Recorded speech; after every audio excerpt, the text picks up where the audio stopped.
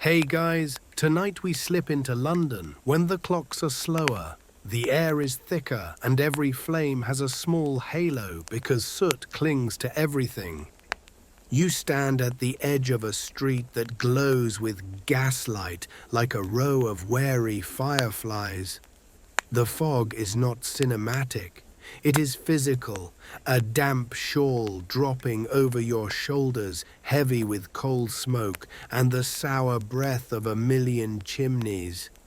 You probably won't survive this, at least not without a cough that introduces itself before you do.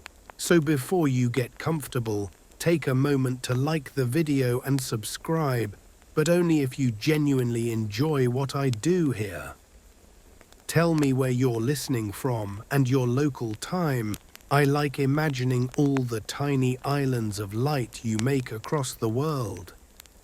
Now dim the lights, maybe turn on a fan for that soft background hum, and let's ease into tonight's journey together.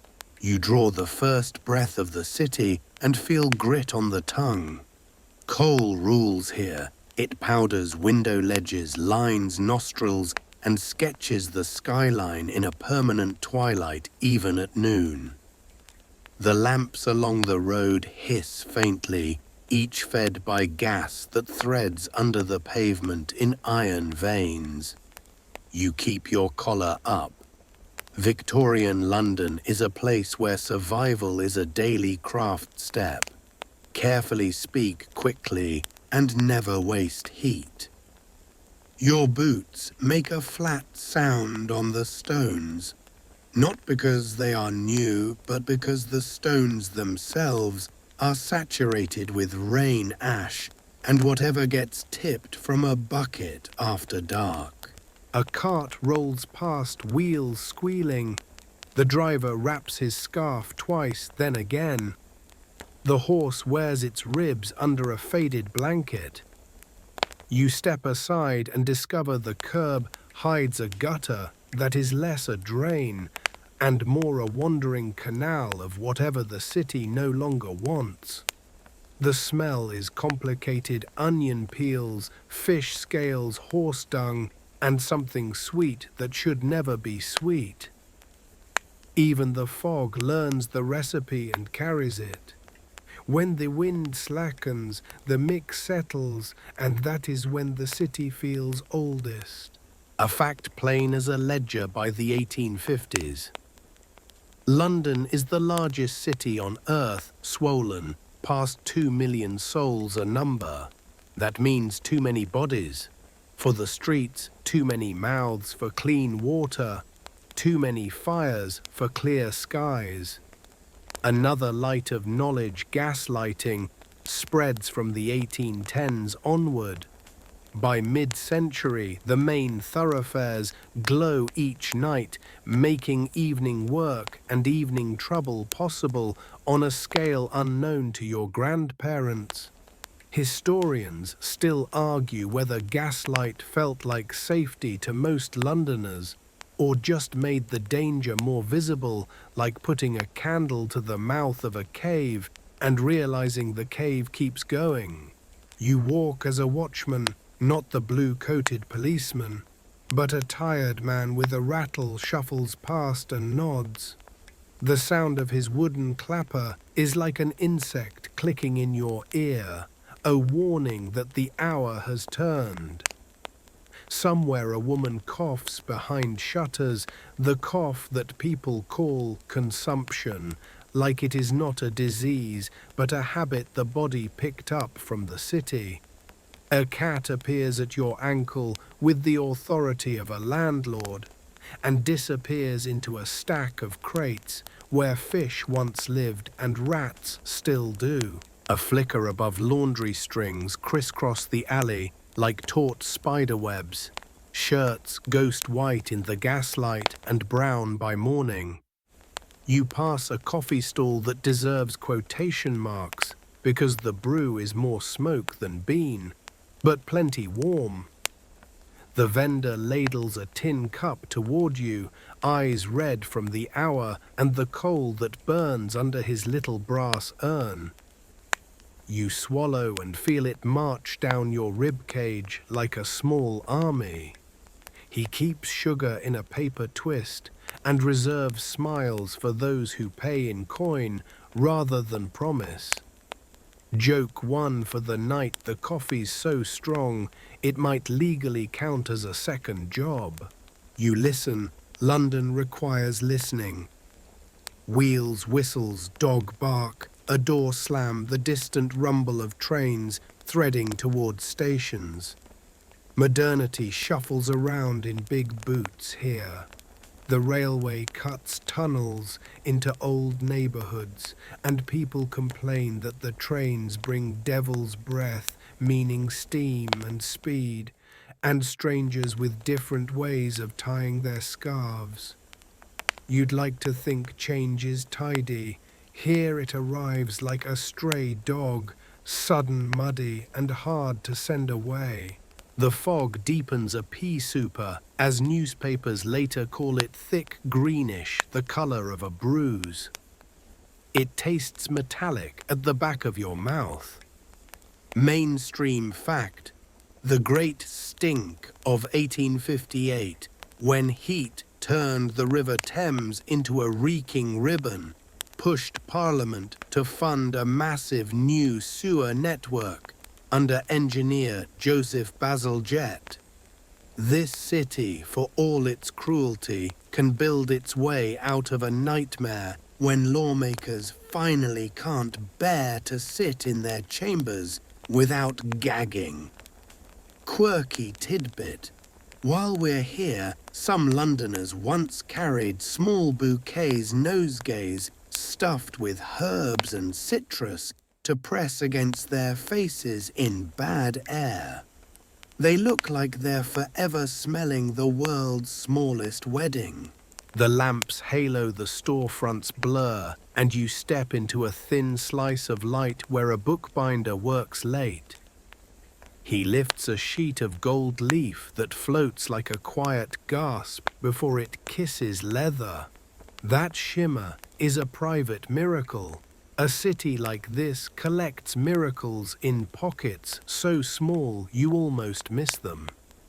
Your boots leave black crescents where water and soot have conspired.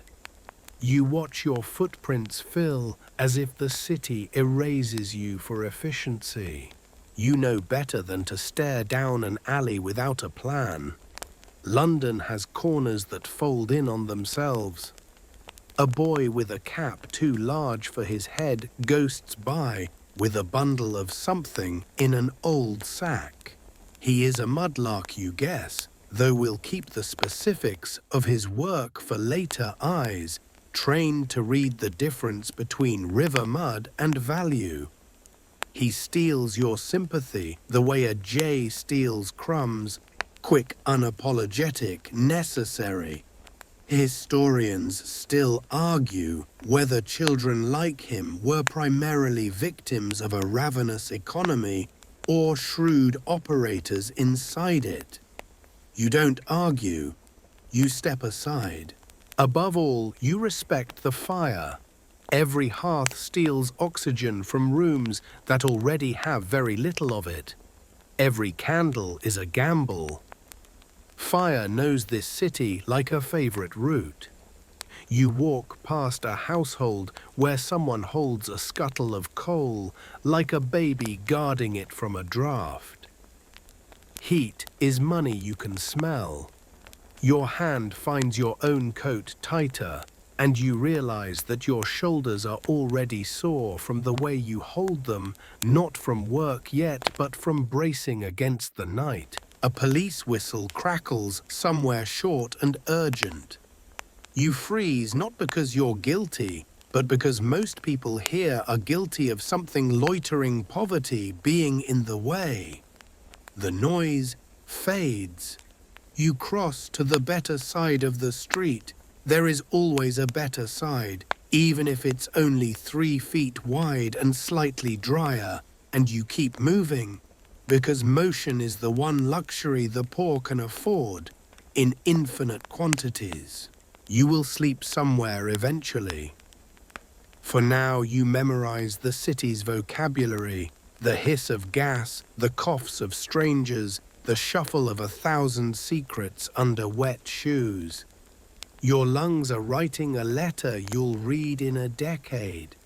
The night writes its own letter on your coat in ash. You walk on, and the fog walks with you, patient as debt. You keep to the crown of the road, where the stones sit a hair higher and the water thins a trick. London teaches quickly. The lamps flare now and then, a brief gust snuffing one, and then yielding to a lamplighter's pole and practiced hand. He moves like a priest, blessing the street with fire, and for a second you feel stitched to everyone else watching that small ritual. The city is full of micro-ceremonies, the way market women fold their aprons at closing the hand signal a costermonger uses to offer a bruised apple cheaper, the slap a housewife gives a rug before the soot claims it again. The fog isn't only weather, it's labor. It means extra soot on windowsills, extra coughing fits, extra time walking because the omnibus driver refuses to run blind. On a bad night, the river disappears entirely, a black silence where the world should be, and ferrymen tie bells to their craft and pray the clanging means life. Mainstream fact to ground you. Those infamous pea soupers come from burning low-grade sea coal, bituminous stuff, rich in sulfur, mixing with natural fog. Diaries and newspapers describe people lighting matches to find their own feet. Philosophers may talk about modernity. Londoners talk about matches. You slip into the arcade off the main thoroughfare where polished shop windows promise things you'll never buy: kid gloves so thin they look edible, a music box that plays a march when wound, a mechanical bird chirping in a wooden cage. The glass reflects your face into 3 ghostly copies. Someone laughs behind you, a group of clerks with ink on their cuffs, giddy from cheap gin and the novelty of being young on a weekday. Their coats fit better than yours. You let them pass a tide of chatter and a cologne that wishes it were pine forest. There's a sweet smell under the coal, the bakers are at it, and your stomach flinches in surprise. A tray slides into an oven mouth that glows the color of polished copper. The baker's forearms look like riverbanks flour, drifting in eddies where muscle meets hair. He nods not unkindly, but you're not staying. The coins in your pocket have other orders. Quirky tidbit, some bakers rent out their oven's residual heat late at night, letting neighbors bake their own small loaves or pies. The city discovers community in shared embers because warmth is the only commodity that expands when divided. A dog trots across your path with the confidence of a duke, sniffs the corner where the butcher poured swill, and decides the night is full of good news. You wish you could borrow that optimism. Joke too if you ever feel unimportant.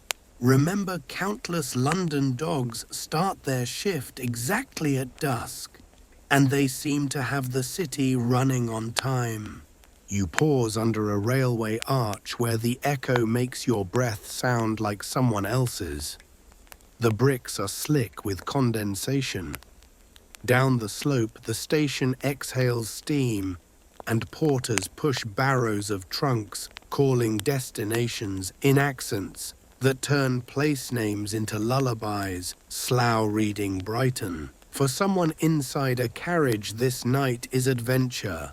For you, it's logistics. A clock strikes and you count automatically. If you're to reach lodging before the worst of the fog, you need to move now. Historians still argue whether the railway truly democratizes travel in this era, or merely layers comfort for those who already have it. Either way, the trains cut time into slices that ordinary people feel in their bones. As you make for the poorer grid of streets, the paving degrades, lamp intervals widen, and the city's separate Londons begin to show. There are doors with brass knockers, polished bright as sovereigns, and doors that look like they'd splinter under a hard glance. From one, a hymn rises wavering but determined. From another, laughter breaks into coughing, then returns to laughter because a joke like bread should not be wasted.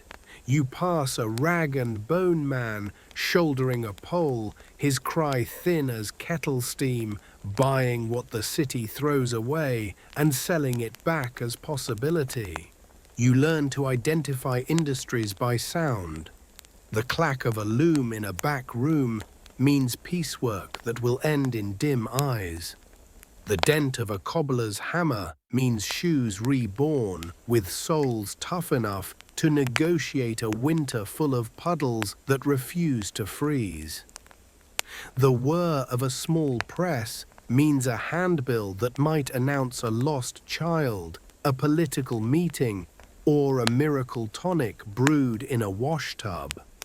Mainstream fact folded into this: the Metropolitan Police, peelers, have patrolled since 1829.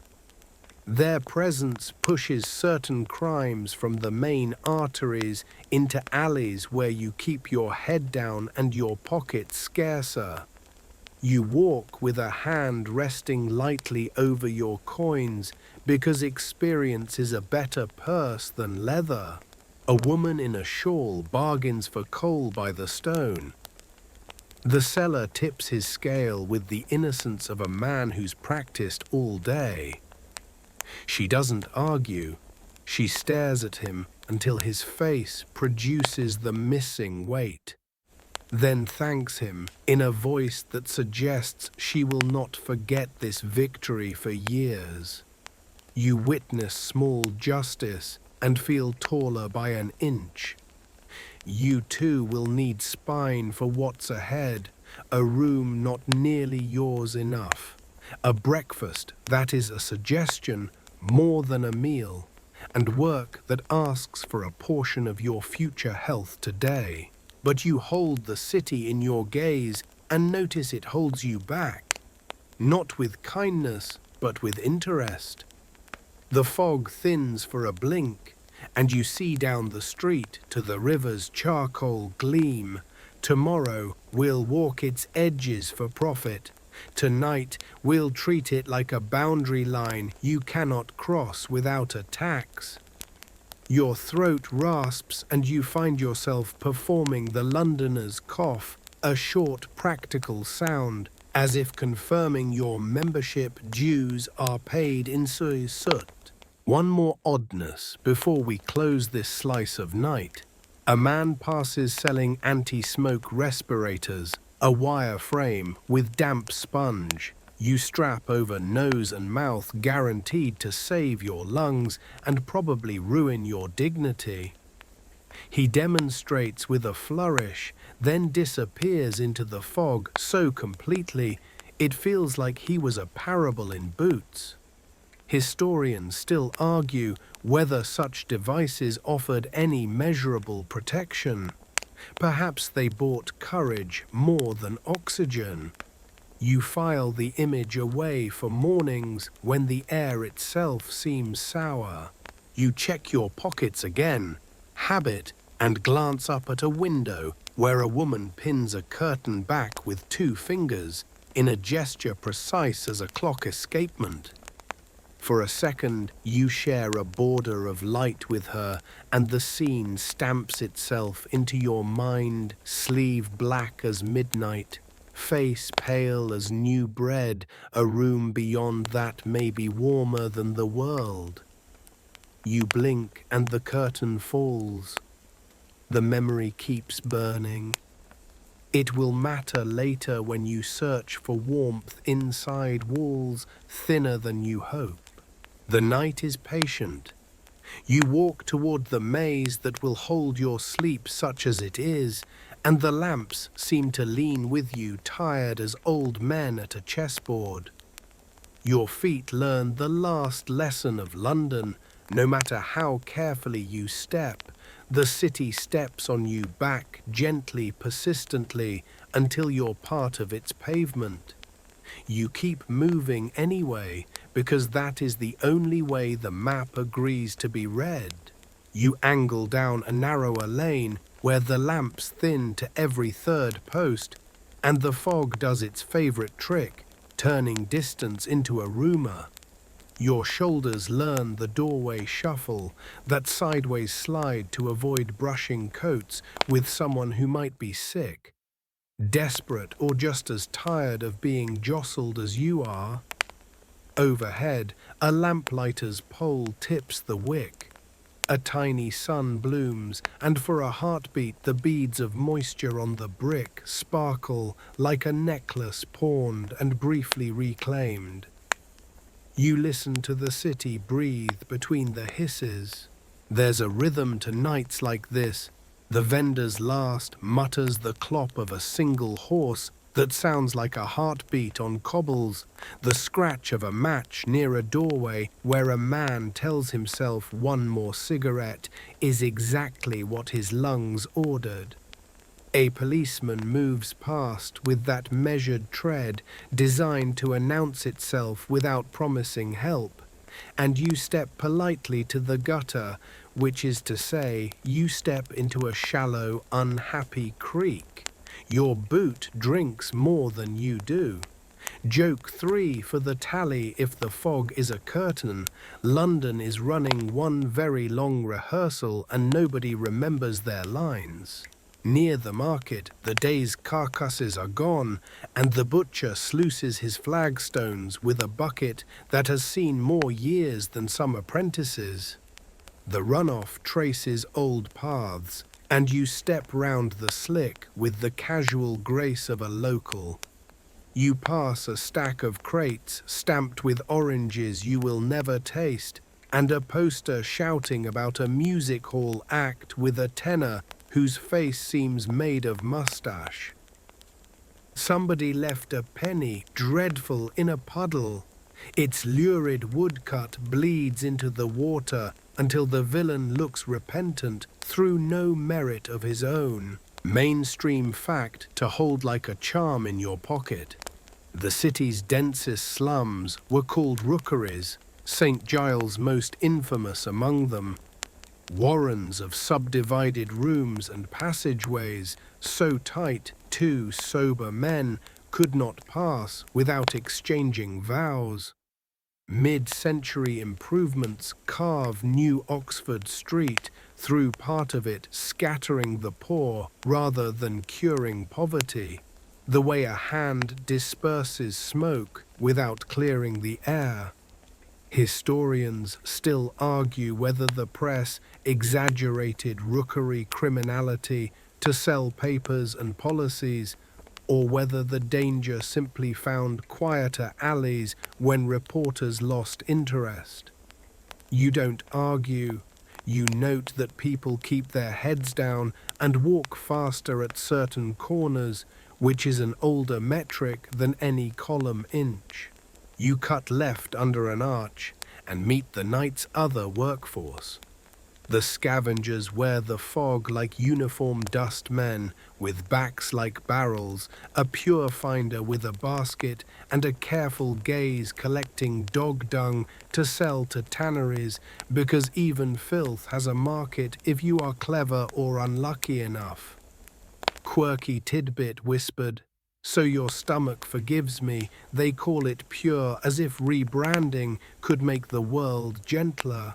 Farther on, a pair of toshers appears with poles and lamps, half rivermen, half magicians, off to search the tidal edges and culverts for coins, rope, metal, anything the city forgot to keep.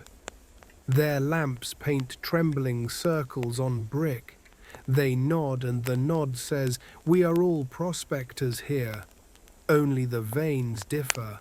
A church bell marks the quarter. You count not to know the time, but to measure how much of you the night has borrowed. The river is closer than the air suggests. You smell it before you hear it. The iron tang, the breath of rotting weed caught on pilings, the medicinal ghost of tar. Yeah. A lighter boatman coughs into his scarf and keeps loading. He has a family history written entirely in types of coughs, and he intends to add his own footnotes. You reach the end of one lane and find it narrower than your patience. You back out, smile at the cat who owns it, and try the next.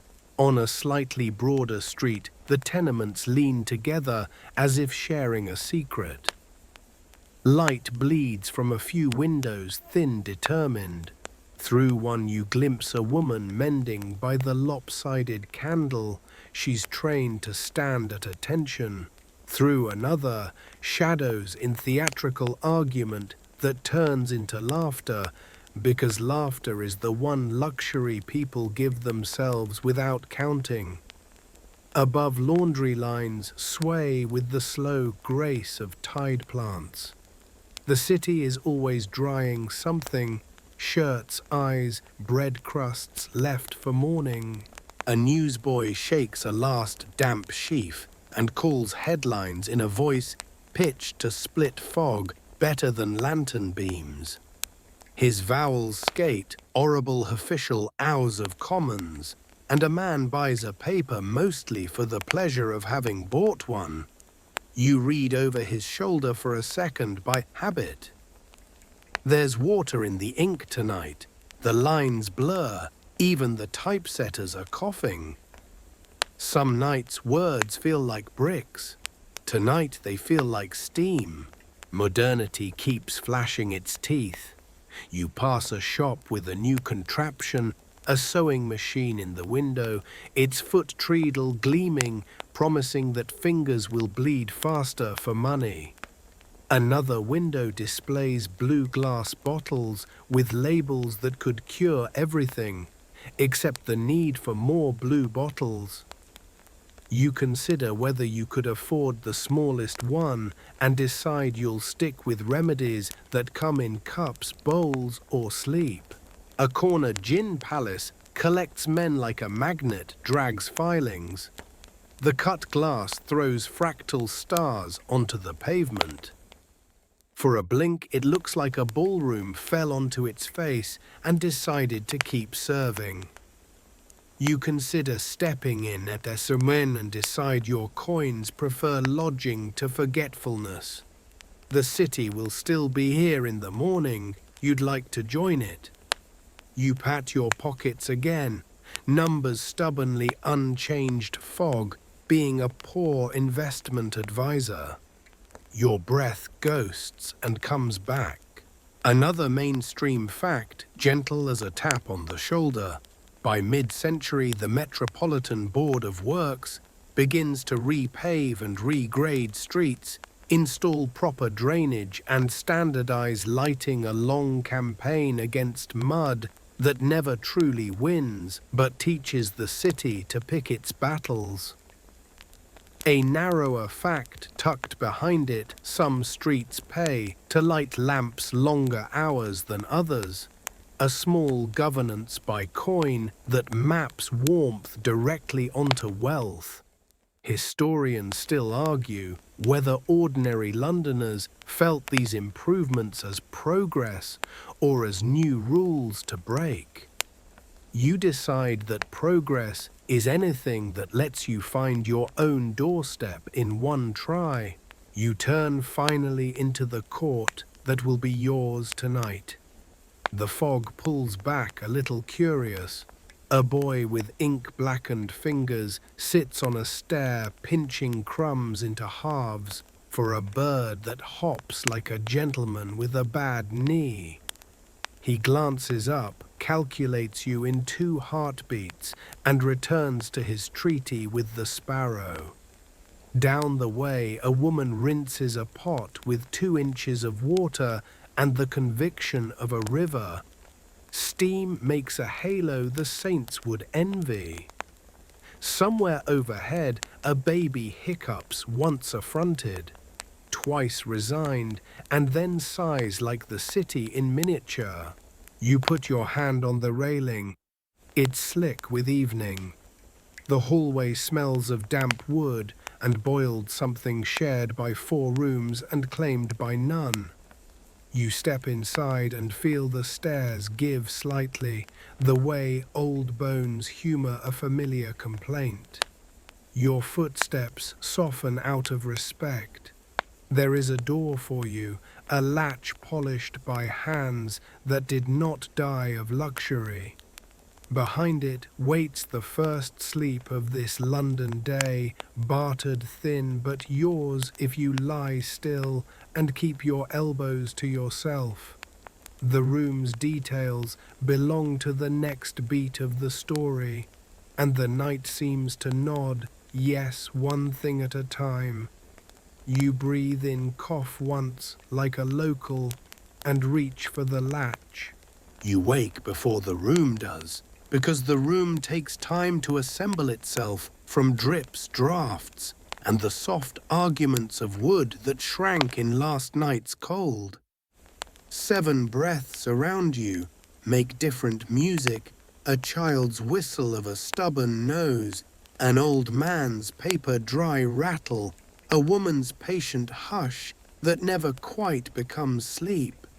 The ceiling peels in long curls, the color of weak tea. You recognize the pattern by touch more than sight. Your fingers learned these flakes the first week you came, and now they feel like a calendar no one asked to keep. Somewhere a droplet rehearses its solo in the corner tap. Think. Tap while the window loose in its frame remembers how to cough. There isn't space here so much as permission. 2 share the bed whose springs complain like a choir. 2 more curl along the skirting board where the draft licks ankles. One mother keeps the baby on her chest, a shield and a blanket both. Another man has won a place on the crate by the window, a throne built of splinters and stubborn pride. You occupy the triangle left over by everyone else's arrangements. Even your dreams practice the art of folding. You wake with your knees already apologizing to your ribs and your shoulders wearing the shape of the wall they befriended in the dark.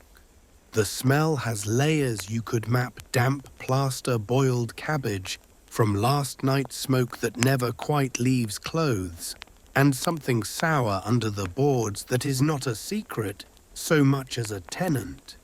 A rat tests the border of the room skirting the wall like a cautious inspector. Everyone pretends not to hear until it stops pretending not to be there. Then a heel thumps the floorboard. The rat revises its evening plans. The silence afterward is almost polite. Your own breath makes a little cloud in the dawn slice at the window, and you enjoy the proof you still exist, as economical luxuries go. Your first job is small but crucial: coax the kettle, without letting it scream the baby awake. Ease the latch so it doesn't announce itself to the entire building. Fold blankets into shapes that suggest warmth, even when the honest threadbare shows through. You know exactly which board complains the loudest and step over it like a dancer who learned a single perfect routine. The floor rewards you with a modest creak of approval. You tell yourself that counts as applause, which is one way to get promoted before breakfast. Joke 1: in this room, you don't walk. You do choreography with props. On the shelf, a mug with no handle and a chipped bowl. Negotiate ownership of the spoon. You rinse the spoon with 2 mouthfuls of yesterday's water and a stubborn faith that boiling makes most things new. The hearth has a few embers sulking under grey ash, the afterthought of a coal scuttle you stretched farther than arithmetic recommends. You kneel, tease the coals, and feed them a curl of newspaper that once carried scandal about a duke and now carries heat to ordinary hands. The flame answers like a cat deciding to forgive you. It will, provided you don't move too fast or think too loud. A cough becomes language. The baby escalates from complaint to opinion. Someone laughs at a dream before remembering the rent. A boot searches for its partner under 3 different blankets and 2 half-mumbled apologies. Outside, feet on the landing tap out a code neighbors setting off to work in a sequence you could set a clock by if clocks believed in you. You open the window, 1 inch no more. The latch insists and trade a little warm stale for a little cold fresh. The fog noses in like a curious dog, finds nothing to steal but warmth and steals that anyway.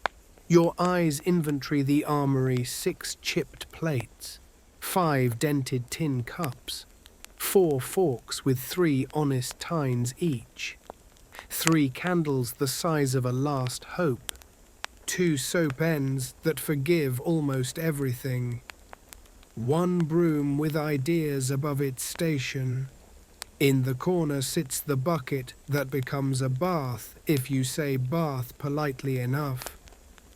Everyone has a turn, which is to say everyone has a suggestion of a turn, and the water develops a complicated biography by the end. The towel singular dries nobody completely and everyone sufficiently. You know the room's personality by sound. The door hiccups when it closes.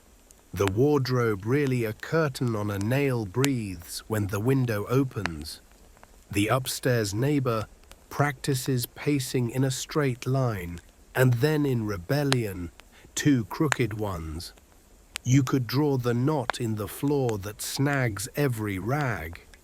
You could draw the ceiling crack that insists on becoming a river after rain. If memory is a muscle, this room has trained yours into something lean and quick. The kind of memory that knows where the matches sleep and how many steps to the bucket in the dark. Tenderness happens quietly, where statistics never look. A woman sets down the better slice of bread for the child who didn't ask. The old man tucks a blanket end under a stranger's shoulder in the pretense of adjusting his own. Someone pours the first tea for the tiredest hands without comment. Love is not a word anyone risks here. It is a practice performed in crumbs and rearrangements, a grammar of glances and borrowed warmth. You fit yourself into it the way the last book on a crowded shelf still somehow finds a place to stand. When you finally stand, the ceiling seems to dip in greeting. Your feet find the cold and name it honestly. The window's weak light turns everyone into silhouettes with ambitions. Morning will ask much. Before it does, you count your allies, the spoon, the kettle, the blanket with the fewest holes, and the 7 of you who learned how to sleep in a room that insists on being 8 kinds of noisy. The latch remembers you. You lift it with the gentleness of a secret, and the door agrees not to tell, at least not yet. The room wakes fully, the way a ship makes harbor slow, syllable by syllable, everyone negotiating the same cramped space with rules nobody wrote and everybody knows. You pass the cup to the mother first, because a baby that drinks early lets 6 other lives proceed. The old man refuses the first pour and accepts the second as if tea improves by gratitude. Steam climbs the air and writes its curt little sermon on the window. The sermon reads, "You will make do again, and that counts." You measure bread into planets a larger crescent for the child, 2 thin moons for the workers, slivers for the rest to orbit. Someone fishes a curl of butter from a tin the size of hope. The curl melts while it is still a metaphor. You smile anyway, because warm crumbs are a happiness even the rich can't improve much. The baby discovers a crumb on its own tongue and looks briefly like a philosopher. You pinch more from your share and pretend you didn't. The table 4 legs and 3 opinions accepts the morning without complaint. Routine is the room's shield. The crate by the window becomes a dressing stool. The nail becomes a wardrobe again. The bucket becomes a basin. The curtain becomes a door you can carry with 2 fingers. You pick lice like gardeners, pick aphids quick and unsentimental. Nobody blushes. There's no spare blood for embarrassment. The child laughs when you make the comb talk in a posh accent, and for 12 seconds the room becomes a theatre of excellent reviews. The joke lands, and it is worth more than butter. You pass the comb to the man on the crate and swap places with the woman at the hearth. The kettle sings its tiny anthem, and you pour again, stretching the leaves like ambition. Above the mantel hangs a polite lie, a picture torn from a magazine of a garden. No one here has ever stepped into green as a promise, bright as a cure. You have learned not to hate it. Aspirations need somewhere to hang their hats, even if it's a nail between damp patches. The child points at the picture and calls it outside, which is technically true. Mainstream historical fact slips into the steam with the certainty of brass. London's common lodging houses were forced into registration and inspection under mid-century laws, keepers obligated to separate the sexes and meet basic standards on paper. On paper, a dozen rules. In practice, a dozen workarounds. The keeper of your building knows the inspector's favorite hour and favorite tea.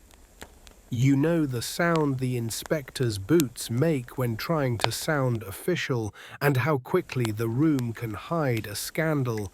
Curtain drawn, kettle louder, baby cutest. Quirky tidbit crouches by the baseboard.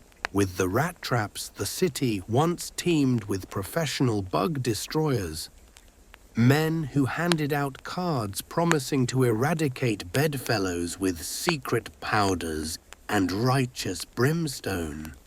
One fellow left his card on your sill, flourish Latin motto, a small skull in the corner, then offered to treat the place for a price that could have rented 2 weeks of air. The old man said he'd rather fight the enemy he knows. Everyone laughed until someone else suggested the enemy knows the bed better than any of you. From time to time, the roof leaks with the tact of a drunk violinist, no sense of timing, all the feeling in the wrong places. You set a pan under the persistent drip and get on with it. The child uses the sound as percussion for a song about a horse. A neighbor passing on the landing harmonizes through the wall. Music, you decide, is just complaint that learned manners.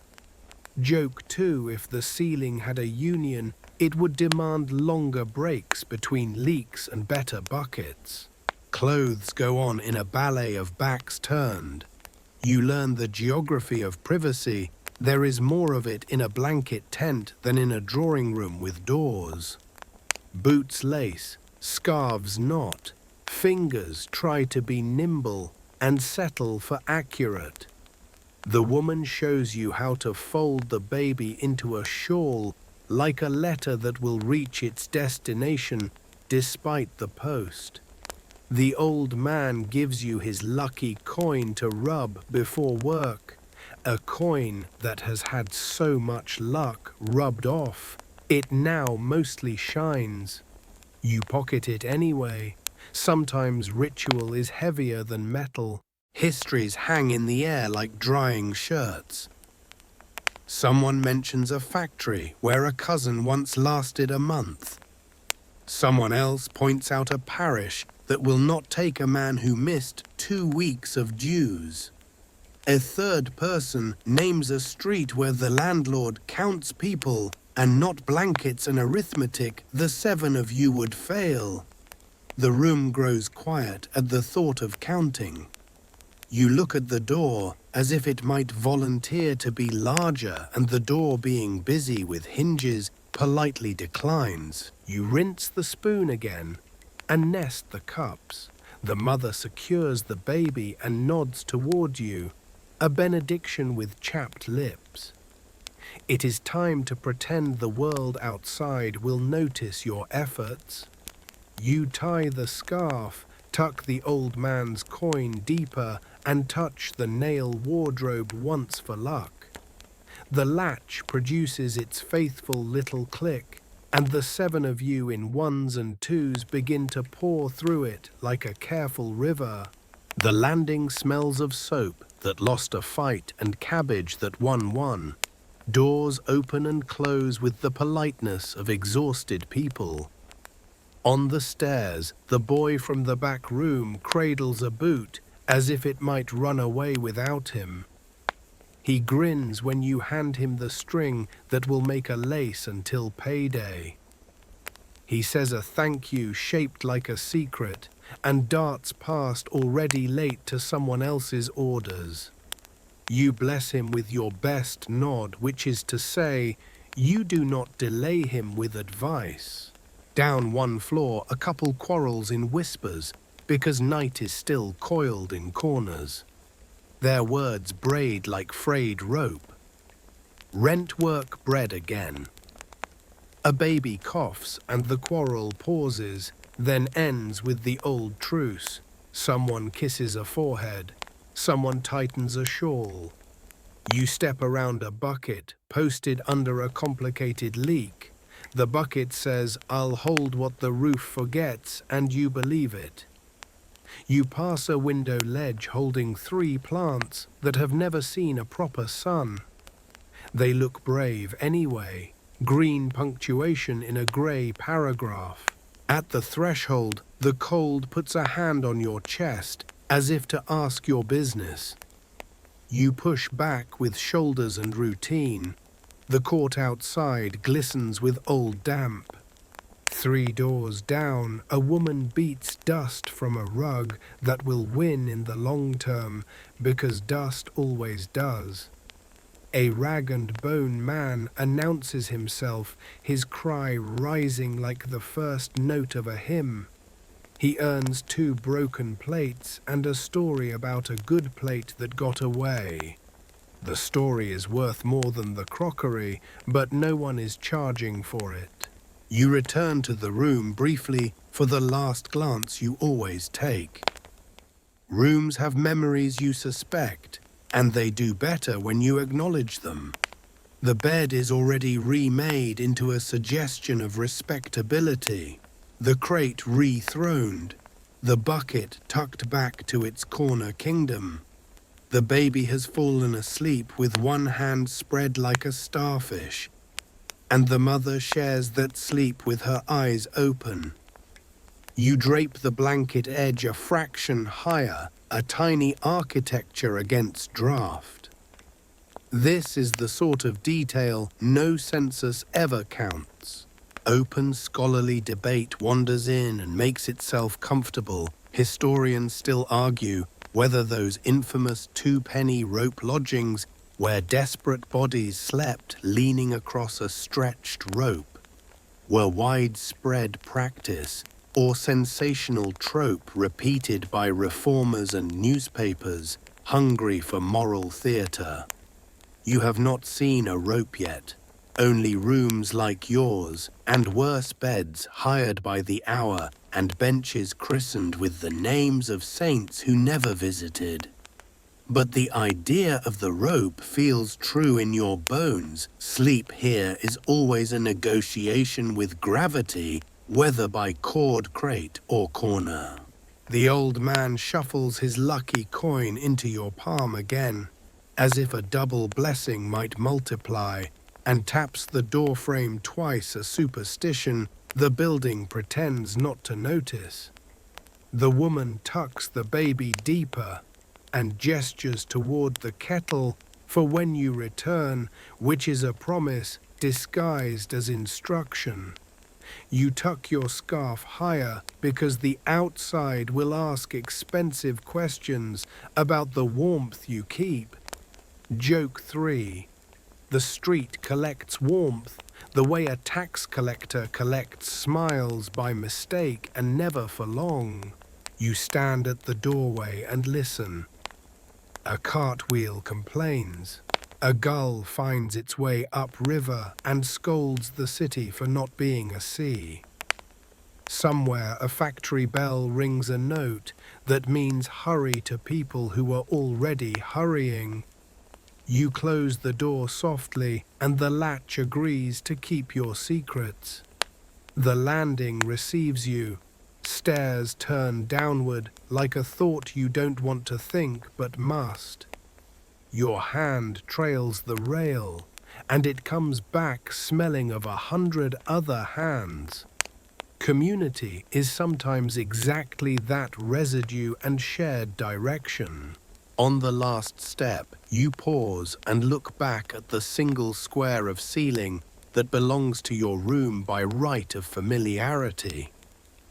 You promise the space silently that you will bring back a coin, a loaf, a story, something to make tonight softer. The room being made of wood and habit promises nothing in return.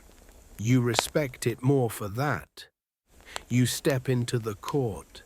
The fog meets you like a relative who lives close and visits unannounced. You breathe it anyway because it's what's served.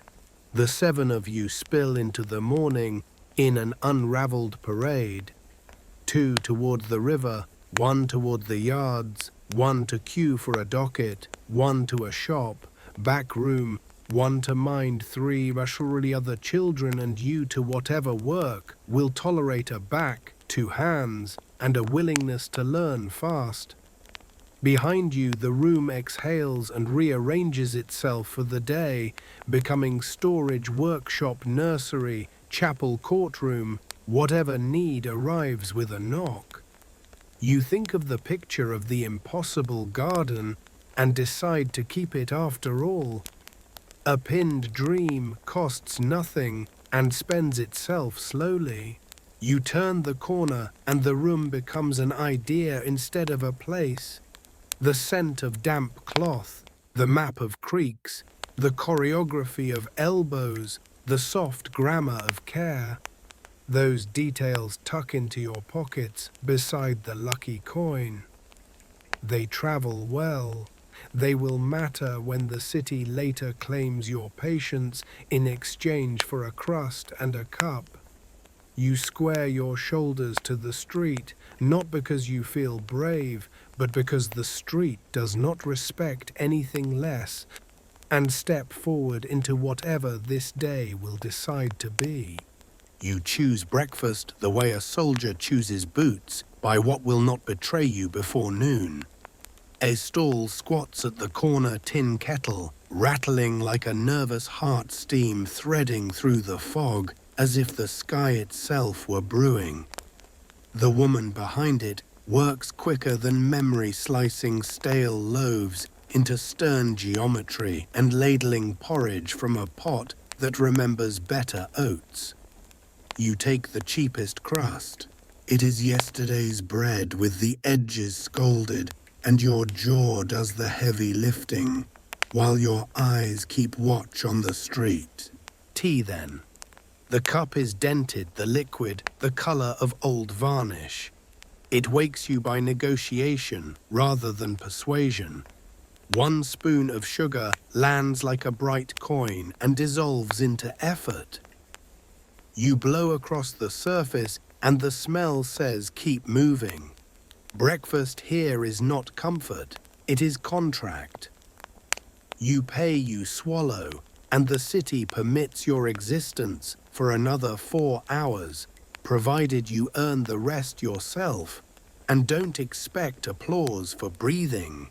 You chew the crust and relearn how Victorian bread can lie. Mainstream fact for decades, bakers pressed by cost and fashion whiten loaves with alum and sometimes stretch flour with chalk, or ground bone practices, scolded since Frederick Ockham's 1820 exposé, and constrained only later by the Adulteration Acts of 1860 and 1872. The law grumbles, the market shrugs, your teeth deliver the verdict. You study the pallor that never came from a field, then bite again, because philosophy has fewer calories than bread. The porridge has its own biography. Oats travelled by barge dozed in a damp warehouse and woke in this pot with whatever the scoop carried from the barrel. A grey slick rides the surface like a dull moon. You brace it with a pinch of salt stir and take your chances. The first spoonful is warm work on the tongue. The second tells you whether the water was honest, and the third is simply fuel, a steady drumbeat marching you toward noon. You stand because there is nowhere to sit that isn't already occupied by somebody else's day. Around you, the queue of mornings eats in unison, a sweep black boy with soot laced into his boots, 2 seamstresses measuring time by the inch, a docker turning a spoon the way a man turns a problem. The stall's cat performs quality control from a dignified distance. A gull lands near the gutter, reads the situation, and immediately rethinks its life choices. You keep the cup near your face and pretend the steam is kindness, quirky tidbit to tuck between bites. Not so long ago, Londoners drank saloop, a thick-spiced brew of sassafras or orchid root ladled from street urns before tea conquered the dawn.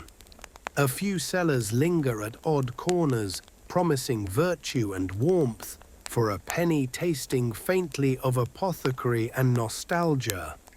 You pass one sometimes and wonder whether virtue would sit well on an empty stomach, or whether virtue too benefits from sugar and a clean cup. Your own stomach prefers arithmetic. Bread plus porridge equals not fainting on a ladder, or at least postponing the faint. Tea equals not snarling at your betters when they talk about punctuality.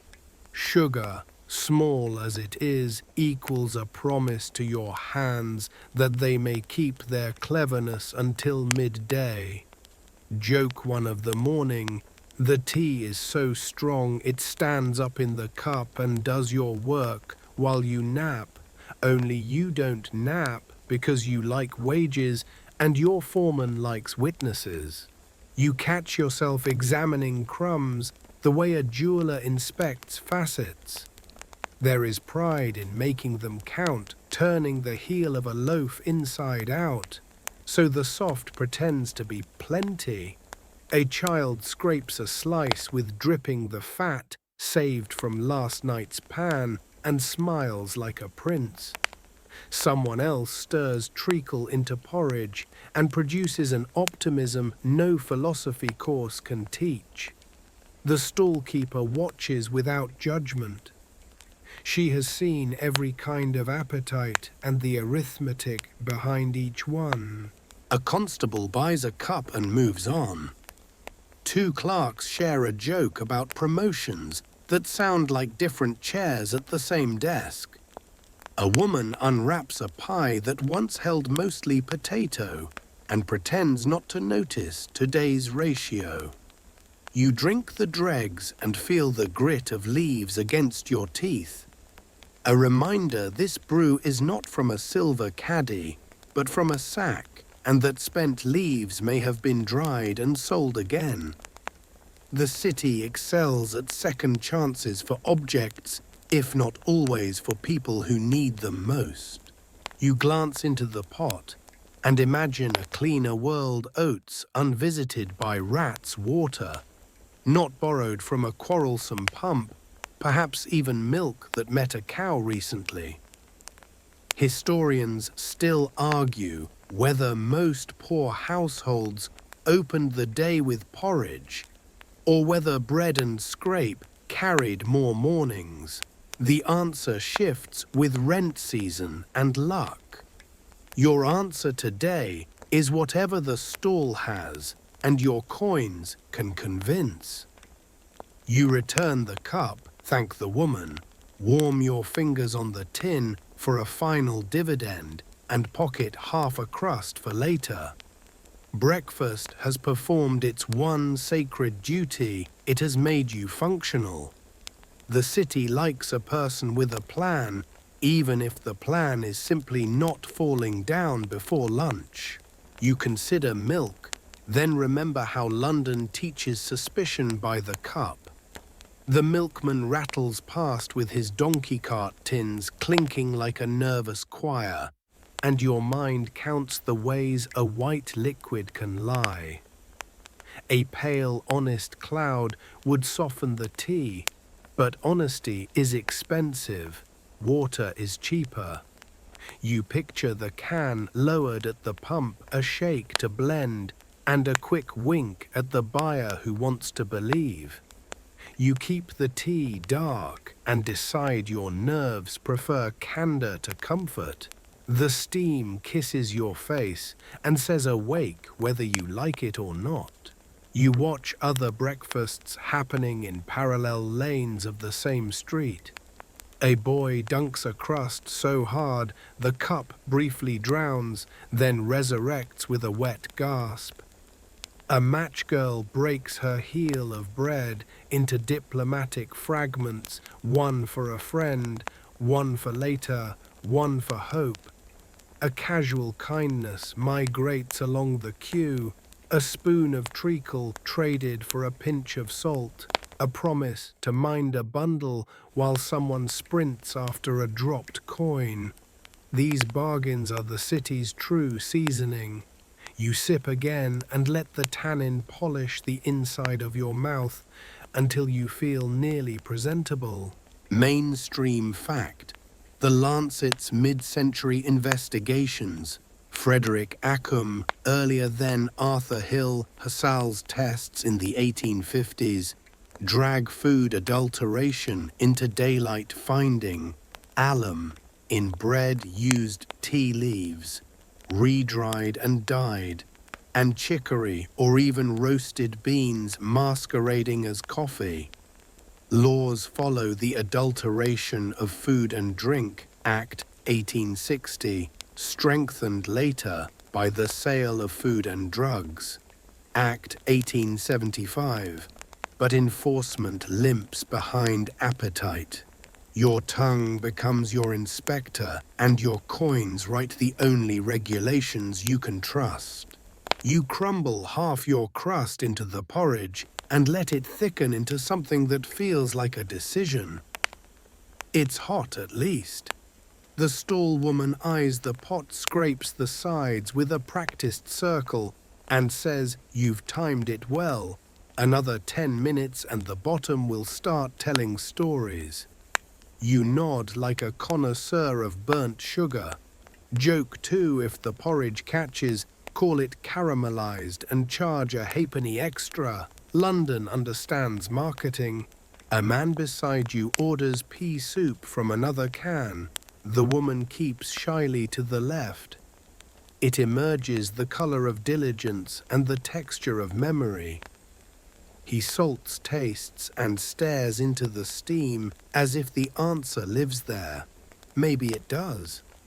A little farther along, a vendor with a tin on a strap offers slices of hot eels swimming in peppered liquor. He announces them like a psalm. You are not offended by eels. You are offended by your budget. You keep your eyes on the safe geography of oats. You inventory your hour. This is the stretch between hunger and hazard. The 20 minutes where your hands are free and your mind hasn't yet been leased to someone else's task. You use it to watch. Across the lane, a temperance cocoa room rubs its windows awake, promising wholesome drinks and no spirits. Two boys debate whether cocoa makes a man stronger or simply makes him late. A constable looks tempted by neither argument and nurses his plain tea like a sermon he has to deliver later. The stall cat decides your ankles are furniture and awards you a slow, approving blink. You ask for a splash, more hot water over the leaves, the old second wind. The woman obliges with the respect due a veteran of thrift. The brew comes back paler but still shaped like resolve.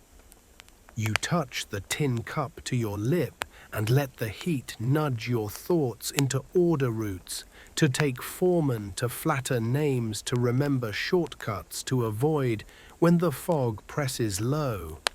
Tea in London is not ceremony, not here. It is a map you drink. Quirky tidbits, some early rising muffin men still clink handbells as they sell rounds of yeasty comfort, though bylaws and grumpy neighbours try to hush them. The sound cuts through fog like a silver fish. Once half asleep, you followed a bell, thinking salvation wore an apron, only to find the man out of stock and his bell apologizing on his behalf. He offered a heel for free. You pretended to argue. He pretended to insist. The city runs on such staged generosity, small plays performed without audience and paid in crumbs. The stall woman notices you saving a wedge of crust and nods as if to say she approves of future you. Breakfast is a relay. You pass the baton from present stomach to afternoon hands. You wrap the wedge in newspaper headlines, kissing bread, and slip it into your coat. Ink smudges your fingers. You lick one by accident. The news tastes vaguely of printer's sweat and yesterday's politics. You are fortified by irony, if not by vitamins. Around you, conversation picks up velocity. Someone claims tea duty will fall again soon, and swears Gladstone can be persuaded by sheer collective desire. Someone else insists cheaper tea will only teach the rich to drink more, while the poor keep counting leaves. Historians still argue whether the Victorian poor's rising sugar and tea consumption delivered more usable calories and alertness, or merely masked malnutrition with energy that burned fast and left bones wanting. Your verdict arrives in your chest, the heart taps quicker, the head clears, the belly negotiates a truce. You will take the alertness and worry about bones when bones complain louder. You finish the porridge and find the bottom miracle unscorched. You hand back the bowl and say thanks with a seriousness you usually save for fire and rain. The woman grunts affection and tells you to mind your step. A board near the gutter has ideas about ankles. You obey. The street has eaten better people than you through that exact appetite. One last sip, one last breath.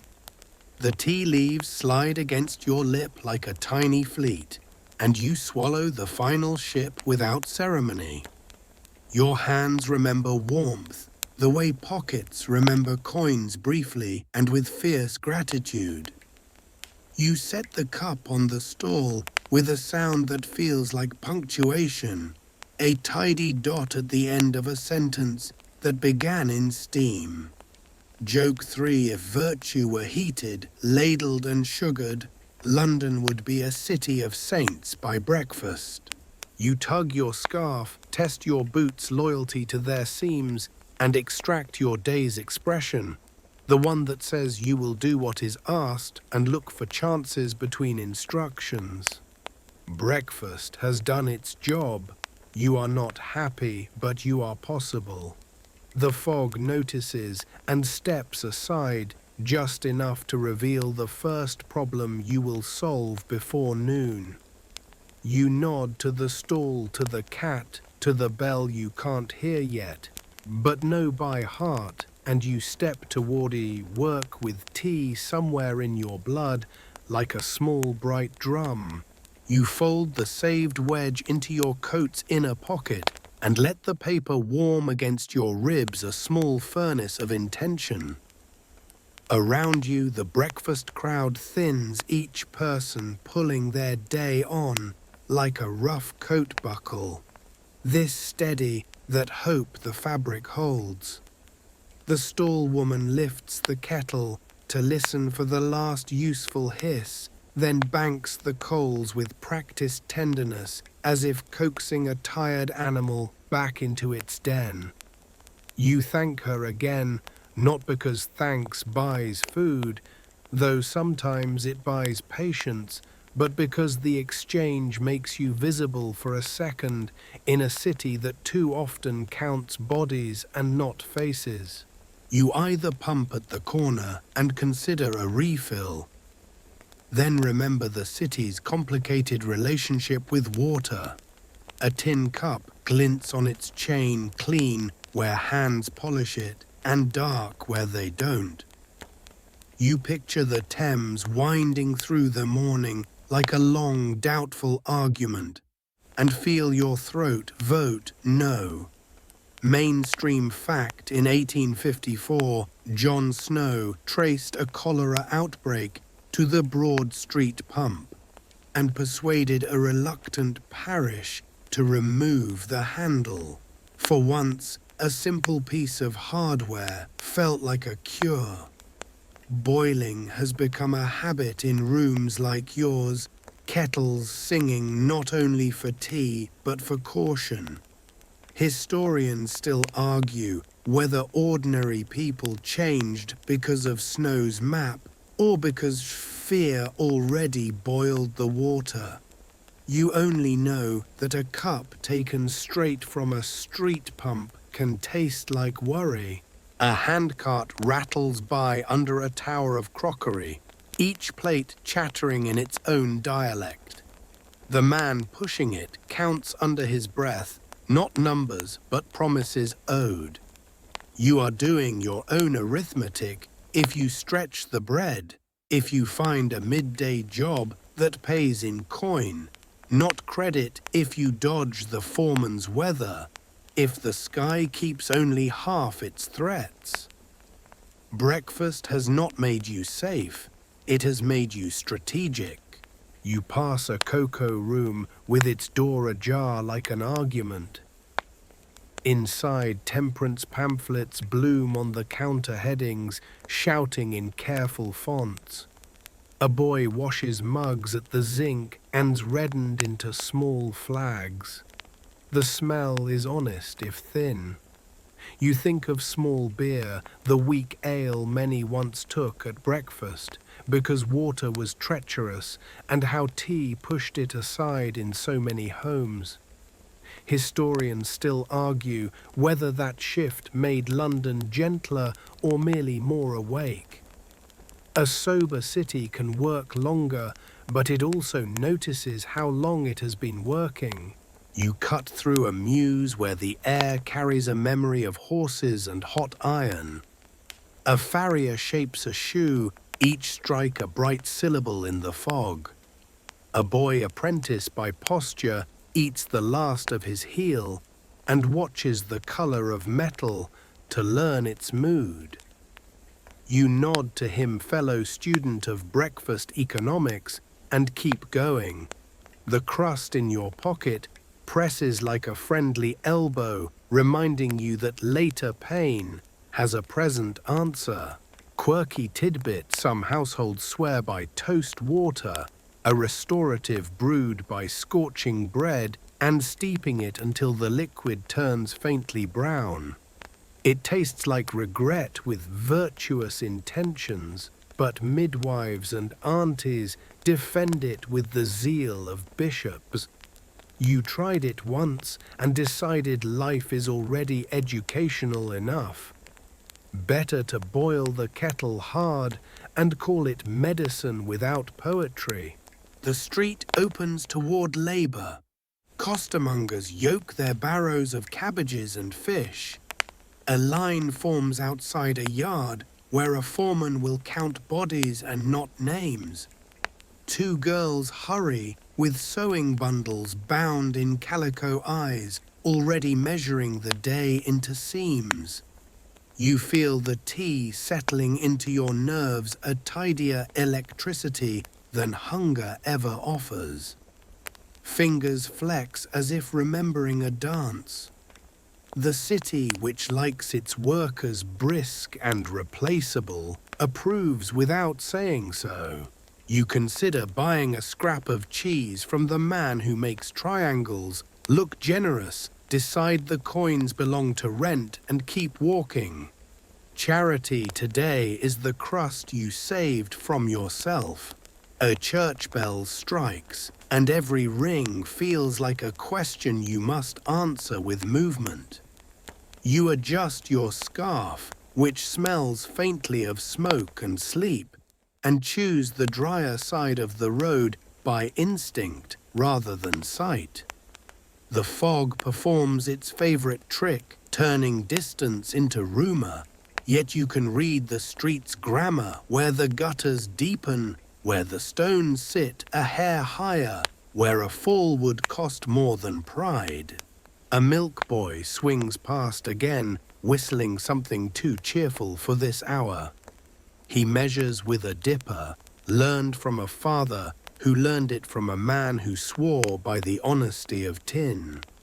Historians still argue whether tea's rise improved public health, chiefly because it taught boiling, or because it traveled with cheap sugar and quick calories the body could burn fast. You only know that your feet feel more certain after 2 cups than after 1, and certainty may be the day's only luxury.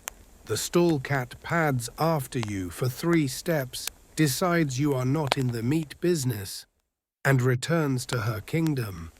A gull writes its name on the grey and flies off in pursuit of a more generous city. Your street turns toward the river, then away, then decides to be itself. Breakfast has shrunk to a warm rectangle in your mind, something you can visit when noon misbehaves. The wedge in your pocket is a promise you can pay to yourself when the day tries to collect interest. You reach a corner where decisions gather. To the left, the wharf. To the right, the yards. Ahead, the chance of a day with fewer splinters. Your boots choose, your hands agree, and the fog grants you temporary passage. You are not full, you are not warm, but you are aimed, and in this city that counts as a kind of wealth. You breathe once more through tea-scrubbed teeth. Tighten your grip on the present tense and step into the work that will buy you your next bowl. You step into morning traffic and learn that street is London's most imaginative word. It means cobbles slick as soap ruts, that remember every wheel and gutters that act like hungry little rivers. The fog lifts just enough to show what it hid: peelings, ash, spent straw from stables, fish heads surprised to be unemployed, and the grey slush of 1,000 errands poured away. Your task is simple to say and difficult in boots, cross without wearing the day on your legs. You look for higher ground. The crown of the road sits a finger's width above the runnels, so you drift there with everyone who can spare the steps. When the crown fails, you borrow an old tactic. Find a momentary sweeping and hurry while the city blinks. A boy with a broom appears as if summoned. He is a crossing sweeper, spine straight with the dignity of self-employment, whisking a path from curb to curb. He pauses just long enough to assess your hesitation, then clears an extra stripe as if drawing breath for you.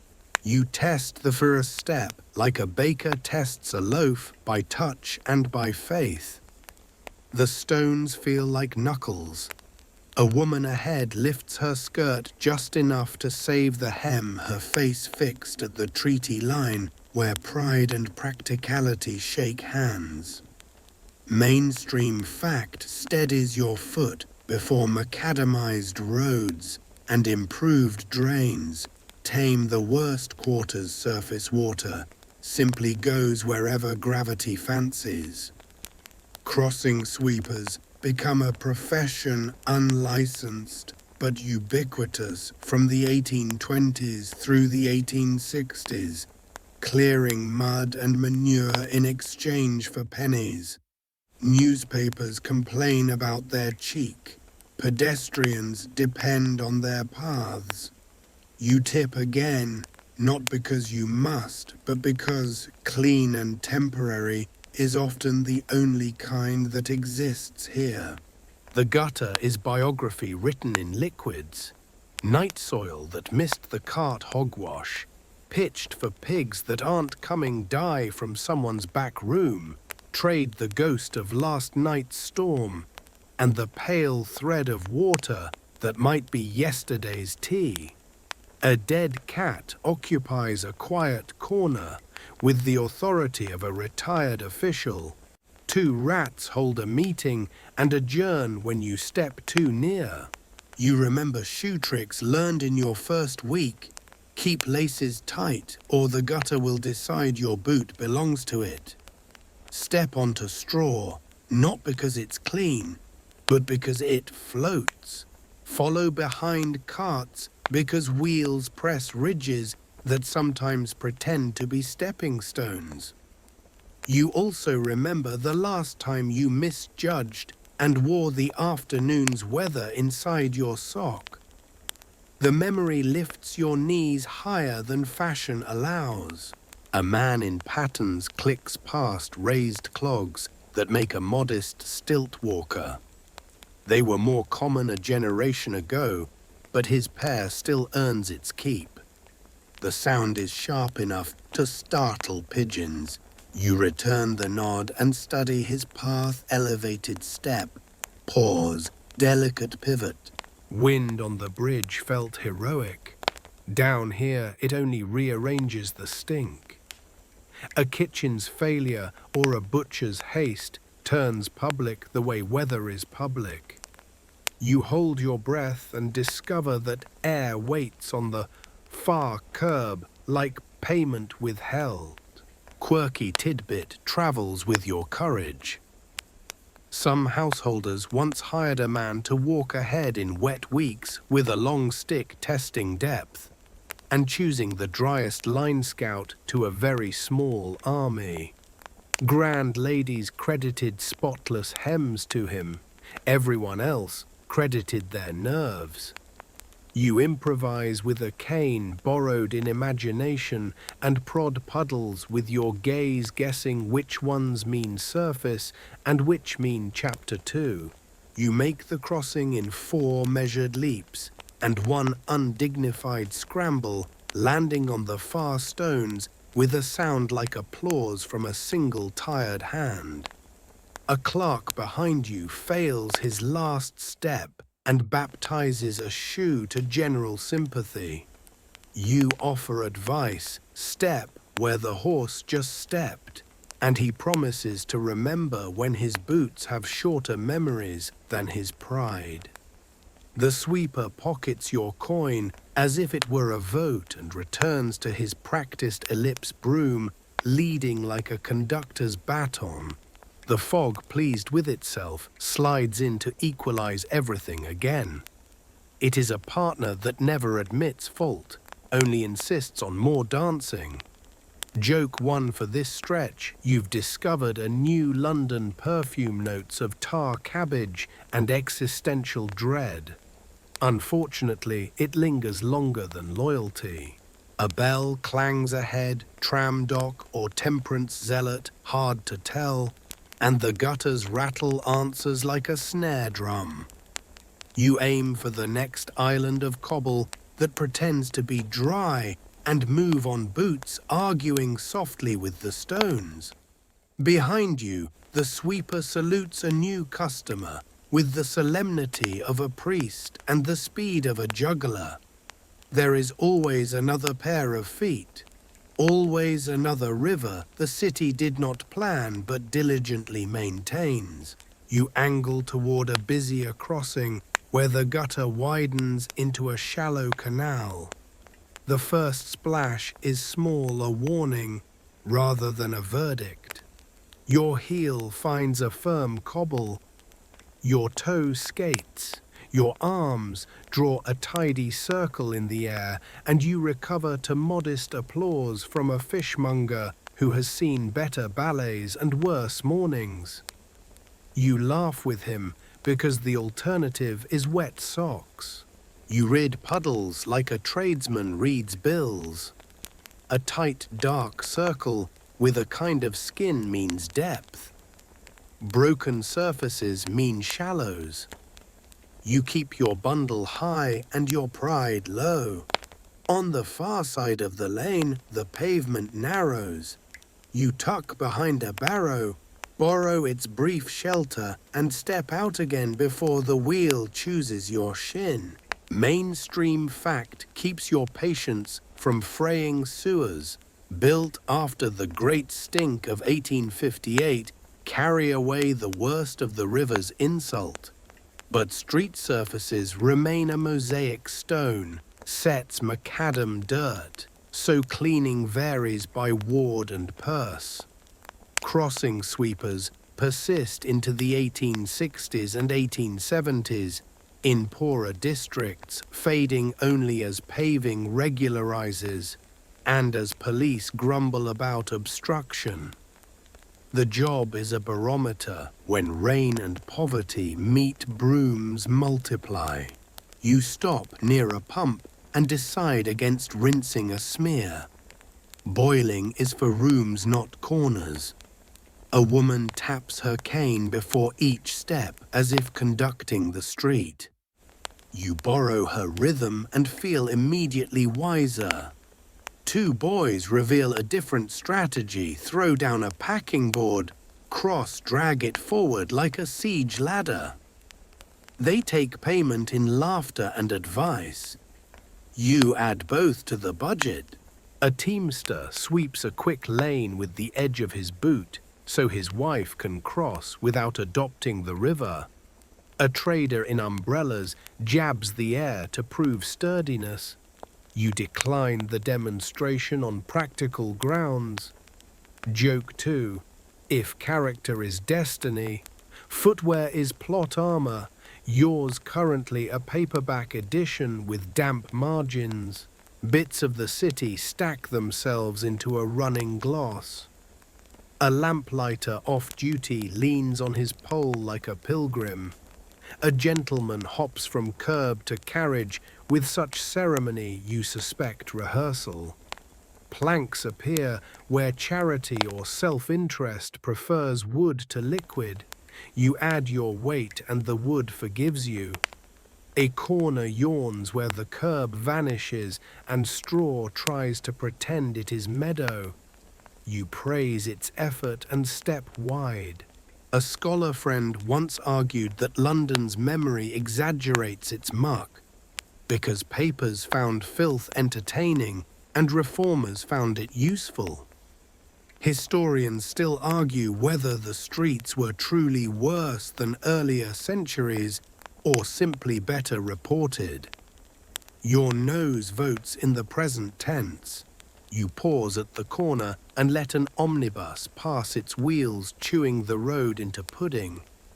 A sweeper darts in behind and scores a channel wide enough for 2 careful feet. At a news vendor's stand you learn about boots without reading cheap ones blister at the first rinse. Repaired ones hold the line an hour longer. A constable waves a sweeper off a prime spot and argues ordinance. The broom retreats 10 yards and resumes the same work with a different grin. You test a route where the gutter narrows to a mean ribbon. Patience is the trick. 1 foot with the care you usually reserve for secrets, then another. A child's rolling hoop selects your ankle as destiny. You step over it and the child bows as if you spared a kingdom. Here someone has laid sound planks across a wider mess. You leave a coin on the sill and feel that rare satisfaction of moving above rather than through. You weigh the city's kindness in inches of dry board and decide it is real enough to trust. At the next corner, a costermonger tips a bucket. The current quickens and redraws the map under your feet. You slow test step and keep your balance like a small religion. You meet the worst stretch, yet the gutter spreads into a brown mirror, and the curb, treacherously modest, barely remembers being a curb.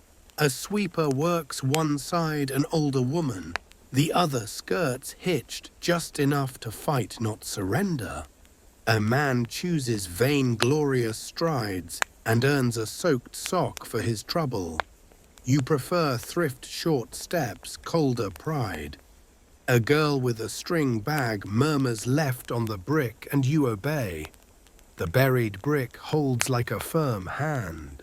Smell governs here as strictly as law. You keep your gaze practical 4 feet ahead, never straight down, and imagine every safe stone already labeled with your name. A carter slows to spare you his wheel splash. You pay with a nod, the only currency faster than pennies. The consensus path tilts. Straw slides and reveals a heel-eating hole.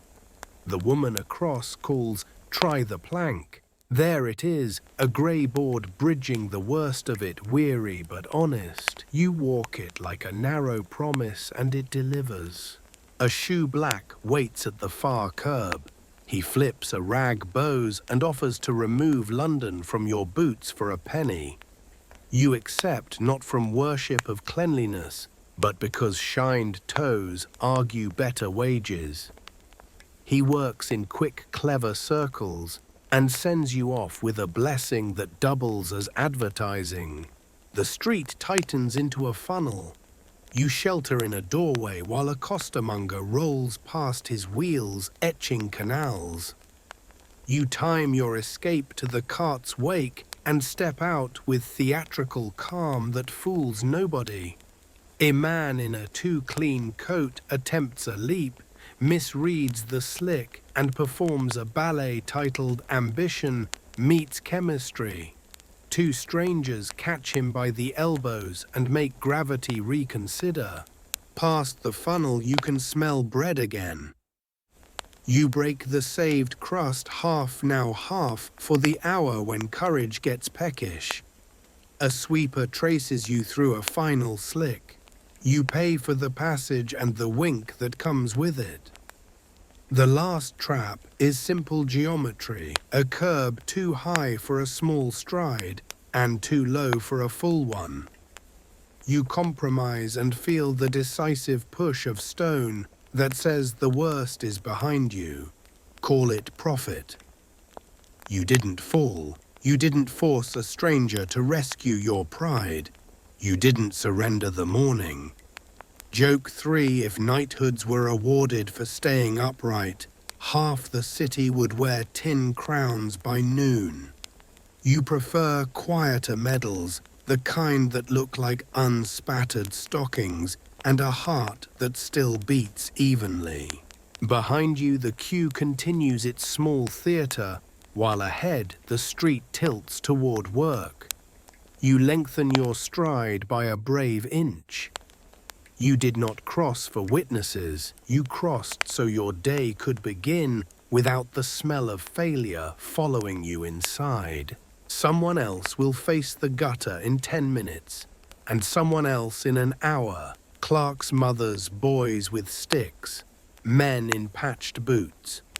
You feel the fellowship of anonymous triumphs and add yours to the ledger. Dry feet, purchased with patience, 2 coins, a borrowed board, and a mental map drawn, one cautious proof at a time. At the corner, the fog grows negotiable, and the wind chooses a new direction people pretend to obey. You step into that pretense because most roads here are built of pretense layered over intention. Your boots, newly shined, would yes to forward. Your knees, consulted briefly, also agree. You breathe, adjust your grip on the day, and move on slowly into the thinning fog. You choose the day that breaks bodies and pays in crumbs, because hunger is punctual and kindness is freelance. The man waiting at the corner taps his soot-black cap and calls you nimble, which is code for small enough to crawl where a brush will not. Chimney work first, he says.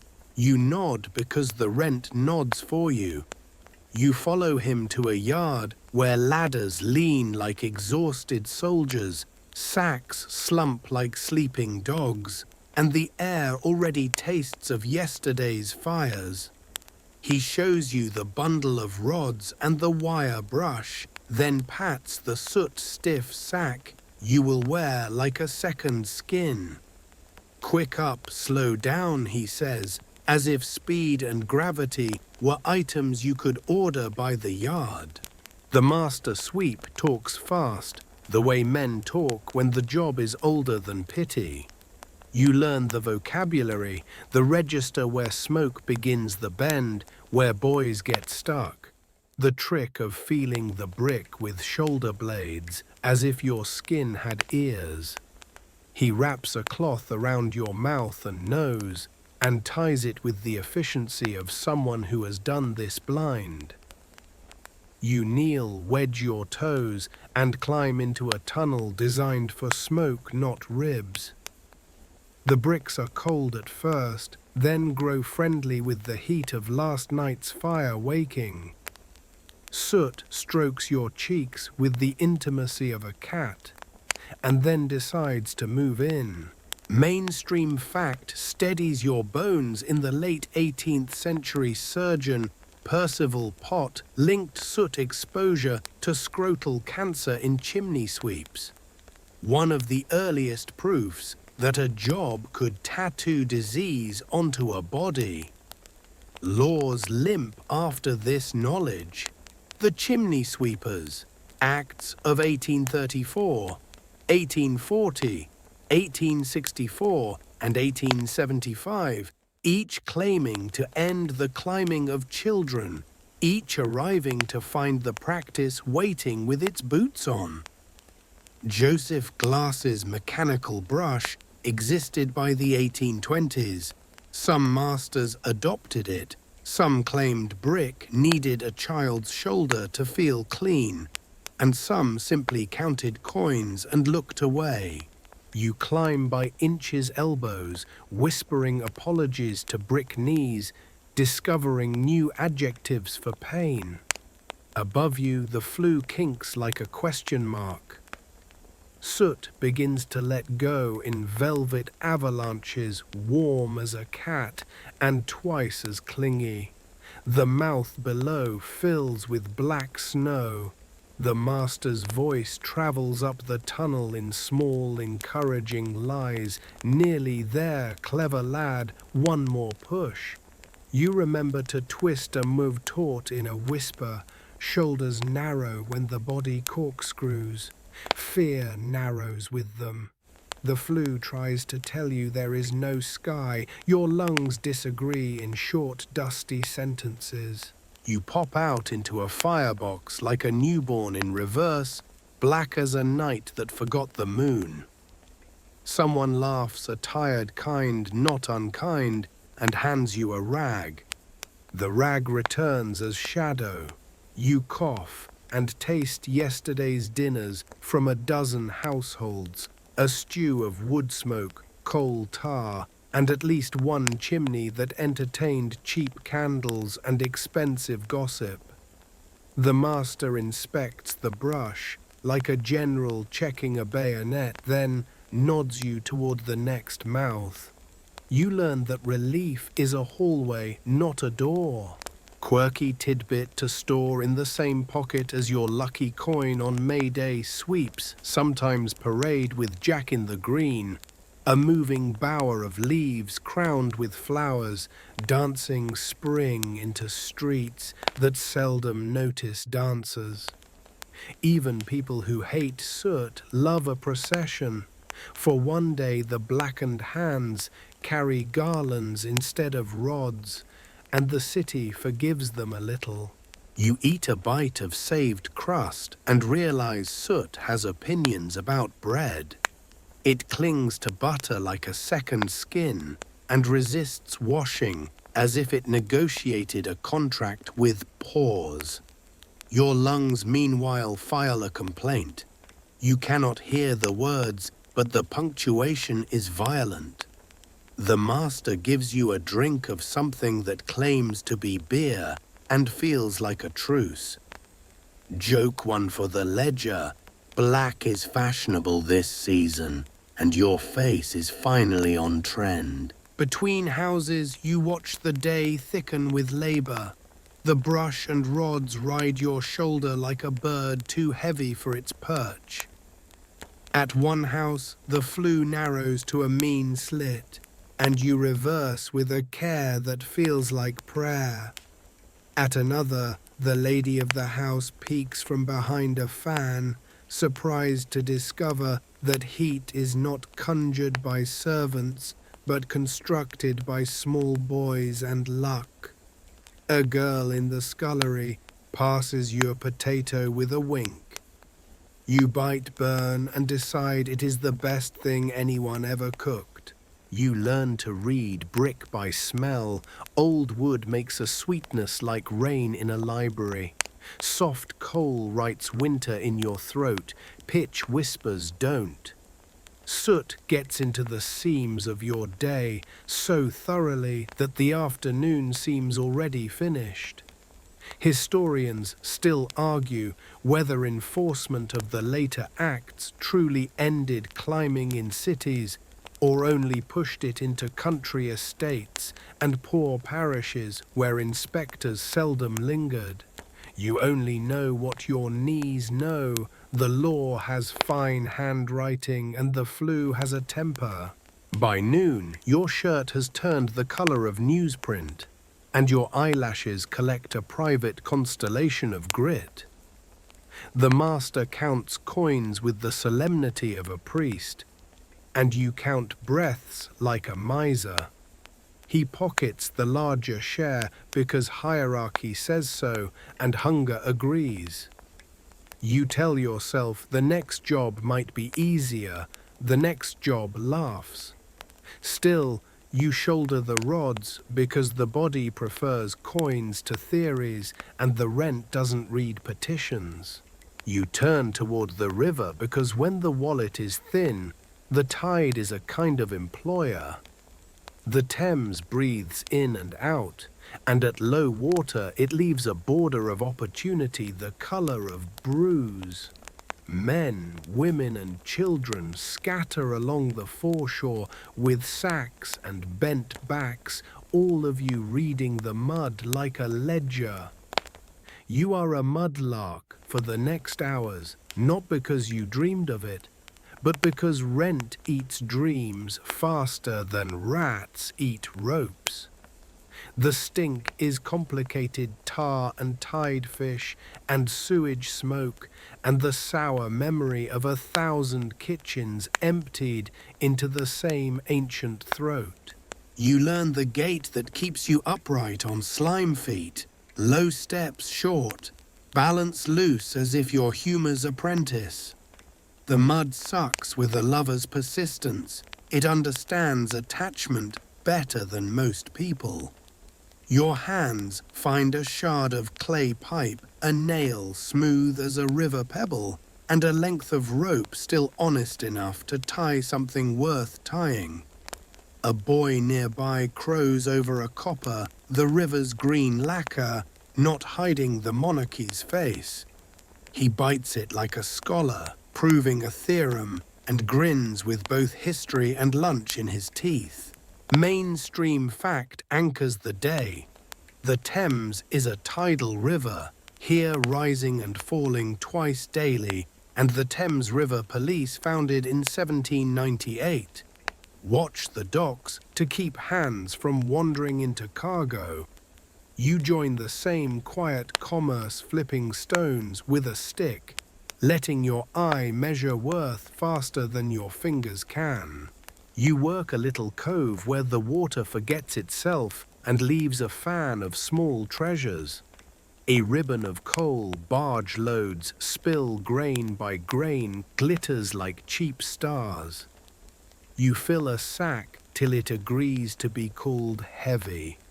A woman with good boots shows you how to test the soft patches with a pole and how to exit a sinkhole by rolling like a log instead of fighting like a soldier. You thank her with the formality two strangers deserve when one has just saved the other a boot. A barge pushes past and the wash slaps the bank with the rudeness of a giant hand. You turn side on and plant your feet wider. A child stumbles and you catch him by the collar, both of you laughing at the audacity of gravity. Joke one for this stretch, some cities have beaches. London has deadlines with moisture. You find a bottle with just enough dignity left to pretend it was never used for medicine.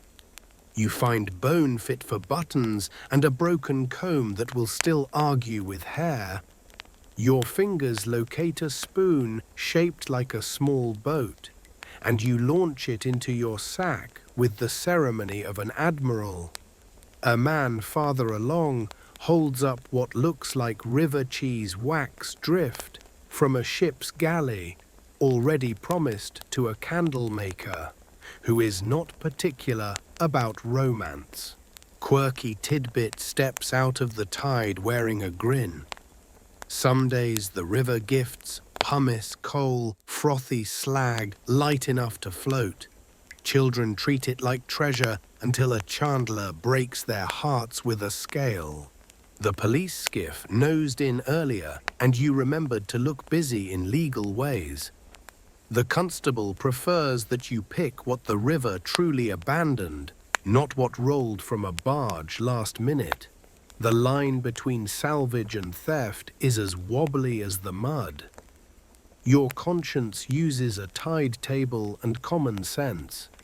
Historians still argue whether mudlarking gave the poor micro-entrepreneurship and agency or merely dressed starvation in boots, and whether the line with petty theft was patrolled by morality or by luck. You know only that coins are complicated and hunger is not. Time thins when you're bent to the tide. You straighten and the sun has moved a hand's width. You stoop again and your back complains like an old friend. A gull watches you negotiate a shard into usefulness and decides you are not edible. A passing lighterman throws a joke that lands sideways. You return it with a shrug that says you can spar if paid. You read the bank for stories. Here a clutch of broken delft shows an argument between a plate and gravity. There a line of black sticks marks where fires once warmed hands now cold. A horseshoe gives you a minute of optimism before your sack reminds you that iron is patient but not light. A bell rings upriver and warns that the tide is considering a return. The river waits for no pockets. You work a last sweep harvest, a small run of coal, and promise the foreshore. You will meet again when the moon is stingier with water. You shoulder your sack and climb the slippery steps, counting carefully because the city counts carelessly. At the top, a boy offers to mind your bundle for a penny. You tell him the river minds it for free. And he laughs because he has the same joke ready for someone richer. You pocket hope and coin. You could take your sackak to a dealer and keep larking till the tide returns, but the city has other ways to hire a body, and some put roofs over your head along with rules over your soul. A workhouse sits 3 streets off square as a sermon. You do not go there for preference. You go because the arithmetic has turned mean and because the rain plans to be thorough. Inside, a clerk measures you with his eyes and with a book. He writes your name as if it were a charge and tells you the rules with the politeness reserved for people who cannot leave. Families separate here, men, to one side women, to another children, taken to a ward that promises order. Your pockets surrender their ambitions and your clothes meet a fumigation with more zeal than fragrance. Mainstream fact hammers down the Poor Law Amendment Act of 1834, builds this system on the principle of less eligibility, meaning the workhouse must be worse than the lowest paid labour, so the poor do not choose it lightly. Boards of guardians oversee unions of parishes. A master and matron run the day. A relieving officer weighs who may enter. The tasks are simple and designed to punish the simple stone-breaking, corn-grinding laundry, until your wrists argue and the famous picking of oakum old tarred rope teased back into loose fibre for caulking ships and sealing seams. You sit under a foreman's eye and worry a length of rope that has already seen more oceans than you have streets. The quota is not a number you reach, it is a horizon that moves. Joke one for this stretch, the promotion path runs from picking oakum to picking it faster, with excellent opportunities to pick it again. You eat skilly, a grey thin gruel that arrives with mathematical regularity and culinary indifference. A slice of bread practices stoicism at the edge of the bowl. On better days, there is suet pudding, solid enough to use as a doorstop, and you grow sentimental about doorstops. A bell nails the hours to the walls, and you march along the nails. The matron's keys speak for her. You learn to move when they jingle and stop when they do not. Quirky tidbit that tastes like a rumour, but travels with witnesses during the Andover scandal of the mid-1840s. Underfed men in a Hampshire workhouse were found gnawing the marrowless bones they were supposed to crush for fertilizer. Inquiries followed, reforms were promised, and the word oversight learned to pronounce shame. You stir your skilly and decide that a rumour can still be a meal if one is careful. The dormitory smells of soap that lost the argument and bodies that never got to make one. Beds lined the walls in tidy rows, as if neatness could stand in for mercy. At lights out, you listen to snores recount biographies and to coughs deliver footnotes. The ceiling counts past mistakes and future mornings. You pull the blanket to your chin and let arithmetic carry you toward a reluctant doze. Workhouse order suits some souls. It offends others. Historians still argue whether the system ever functioned as a true safety net, or merely as a deterrent dressed in ironed linen, and how widely conditions varied by union decade and the moral theatre of local guardians. You do not give the question a chapter, you give it a shrug you can afford. You know this, the place gives rain, a roof hunger, a schedule and pride, a broom closet.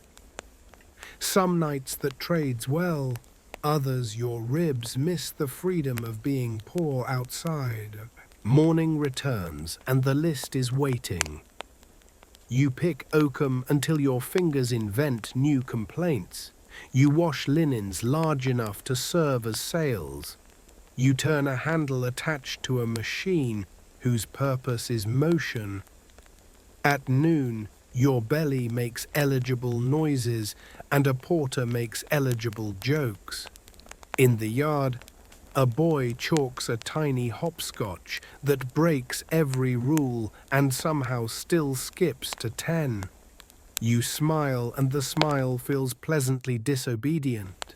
By late afternoon, you have learned the talent workhouses truly value. You hold your thoughts like contraband and share only the useful ones.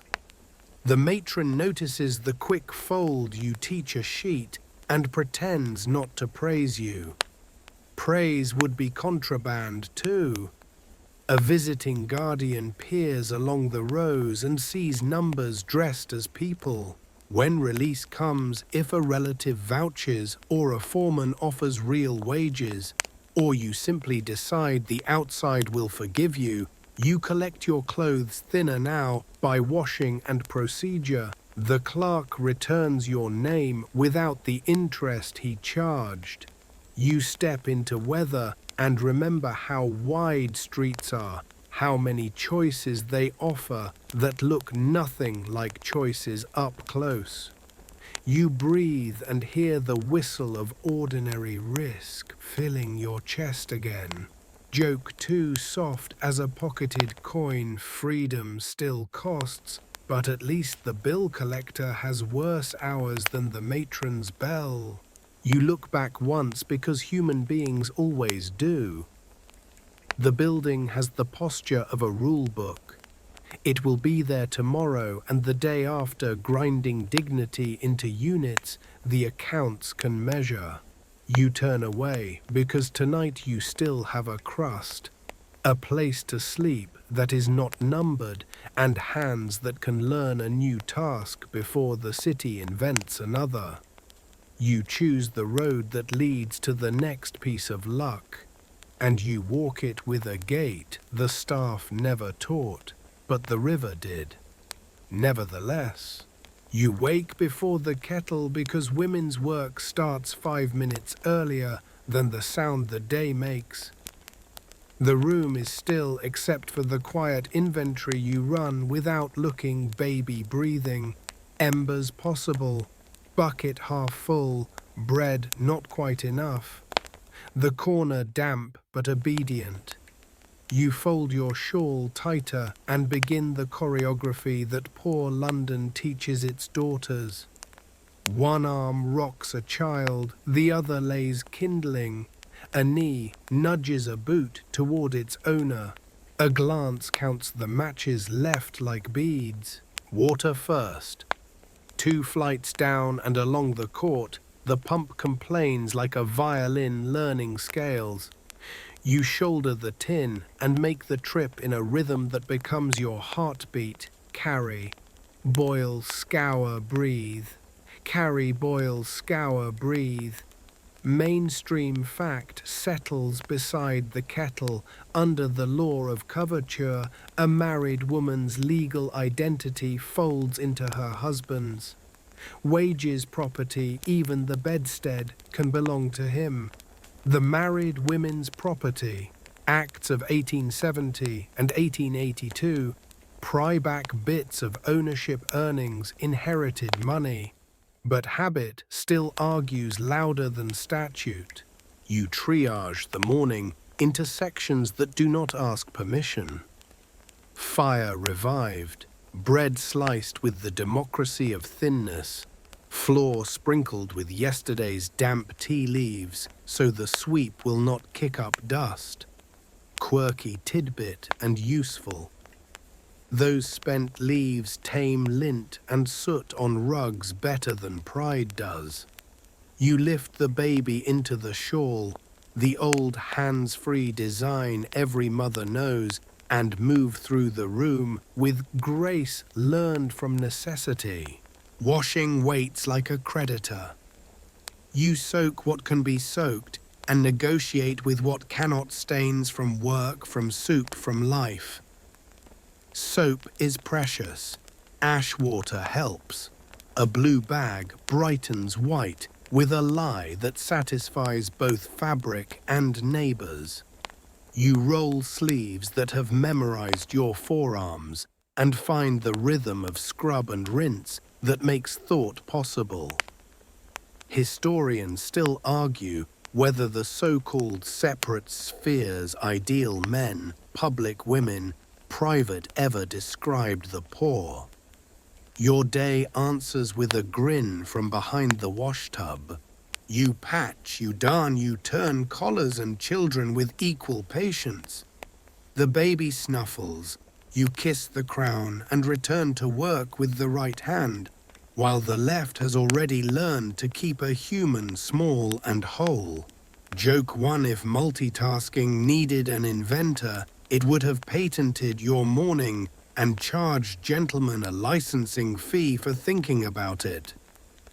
On the hearth, a pot pretends to be soup as soon as water remembers onions. You let the flavor argue its way toward generosity. You cut an onion so thin it becomes hope. You ration warmth like a banker rations credit. One scuttle must see you to dusk. You fold blankets into thermodynamics and place people where heat travels like gossip, near but not quarrelsome. A girl knocks to ask whether you'll take in a seam today. You agree, knowing a seam is both coin and headache. Needles glint, daylight pretends to help. You push thread through cloth that hopes to be called new after you are done. Mid-morning you pivot from house to street and back again in a dance that never performs on stages. A charwoman's hours might add coin, hawking matches might add more, scrubbing a set of steps for a matron who says dear like a pin might add a bruise of pride you will ignore by lunchtime. You measure the possibilities by the baby's mood. The skies grudges the distance to a pawn shop that knows your ring's weekday schedule. You inventory humor along with linens, because humor is a tool that does not dull. You trade a joke through the wall with the neighbor whose broom thumps in iambic pentameter. You tell the baby the kettle sings in D, and the baby agrees because D is warm. Reputation matters more than lace here. When a man outside declares women weak, you invite him to carry the bucket up 2 flights. At noon, your hands look older than your face more determined than your hands, and the room more alive than any pamphlet gives it credit for. You have mended something visible and 3 things invisible. You have moved heat without owning it, water without trusting it, and time without wasting it. The baby sleeps, the floor rests, the kettle tries again. You listen for knock or cry or whistle. And in the quiet between them, you taste your tea and find that it remembers you back. You step out with a basket on one arm and a list in your head that edits itself every corner. Coal by the stone if the price is kind. Bread if the baker slices without attitude. A stop at the chandler for a candle that promises to behave. Under your shawl, the baby rides like royalty who also drools. The street trains you to walk and reckon simultaneously who owes you a farthing, who sells short measure, which doorway is safe to borrow for 3 minutes of quiet. Work finds you before you find it. A neighbor needs her steps scoured. A shopkeeper wants a floor that does not remember yesterday. A lady up 2 flights dictates a list, while you mentally translate it into buckets and knees. Chairing steps earns coin. Carrying water earns more. Keeping a tongue polite when a voice is sharp earns the peace that lets you return. You accept because a roof likes a woman who says yes to solvable problems. At the public washhouse, bless the ward that built one, you trade a few coppers for hot water and large sinks that make your arms feel possible again.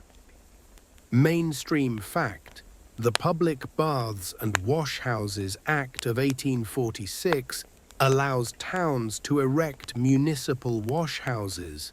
By mid-century, many districts offer taps, coppers, and mangles for fees the poor can just reach if they stretch. Steam crowds the rafters. Women talk with their elbows while mangles sing in wooden vowels. You learn to feed a sheet without feeding your knuckles. The matron pretends sternness and slips you an extra rinse when she is in a good mood, and the tap is too. Piecework travels in parcels of hope. A bundle of shirts to finish seams like small roads you must travel twice. A pile of collars to turn into respectability for men you will never meet. You stitch fast enough to earn pennies and straight enough to be hired again. Your eyes complain, your pride does not. You work by a window and save your candle for the hour when the baby sleeps and the thread behaves. Historians still argue whether women's informal labor lodgers, sewing, hawking laundry, gave independence or chained families to an invisible factory whose whistle was rent day. You answer by knotting a thread and counting it as both wage and witness. Markets offer their own economy of voices. Watercress girls move in green sashes of smell-hawking bunches of peppery leaves, the poor man's salad that crisp the tongue and soften stale bread. Quirky tidbit, a quick watercress sandwich, butter optional and ambition recommended, convinces a child that dinner has manners. A flower seller offers violets you cannot afford. You buy one anyway because the room will look richer by scent alone. Back home you float it in a cup and call it a window. The pawnbroker's window is theology in brass watches and boots elevated behind glass while prayers happen on the pavement. You know the weekday ritual by muscle memory. Monday, pawn the shawl. Friday, redeem if the week cooperates. Sunday, wear it like luck. He writes your ticket, you write your promise to yourself.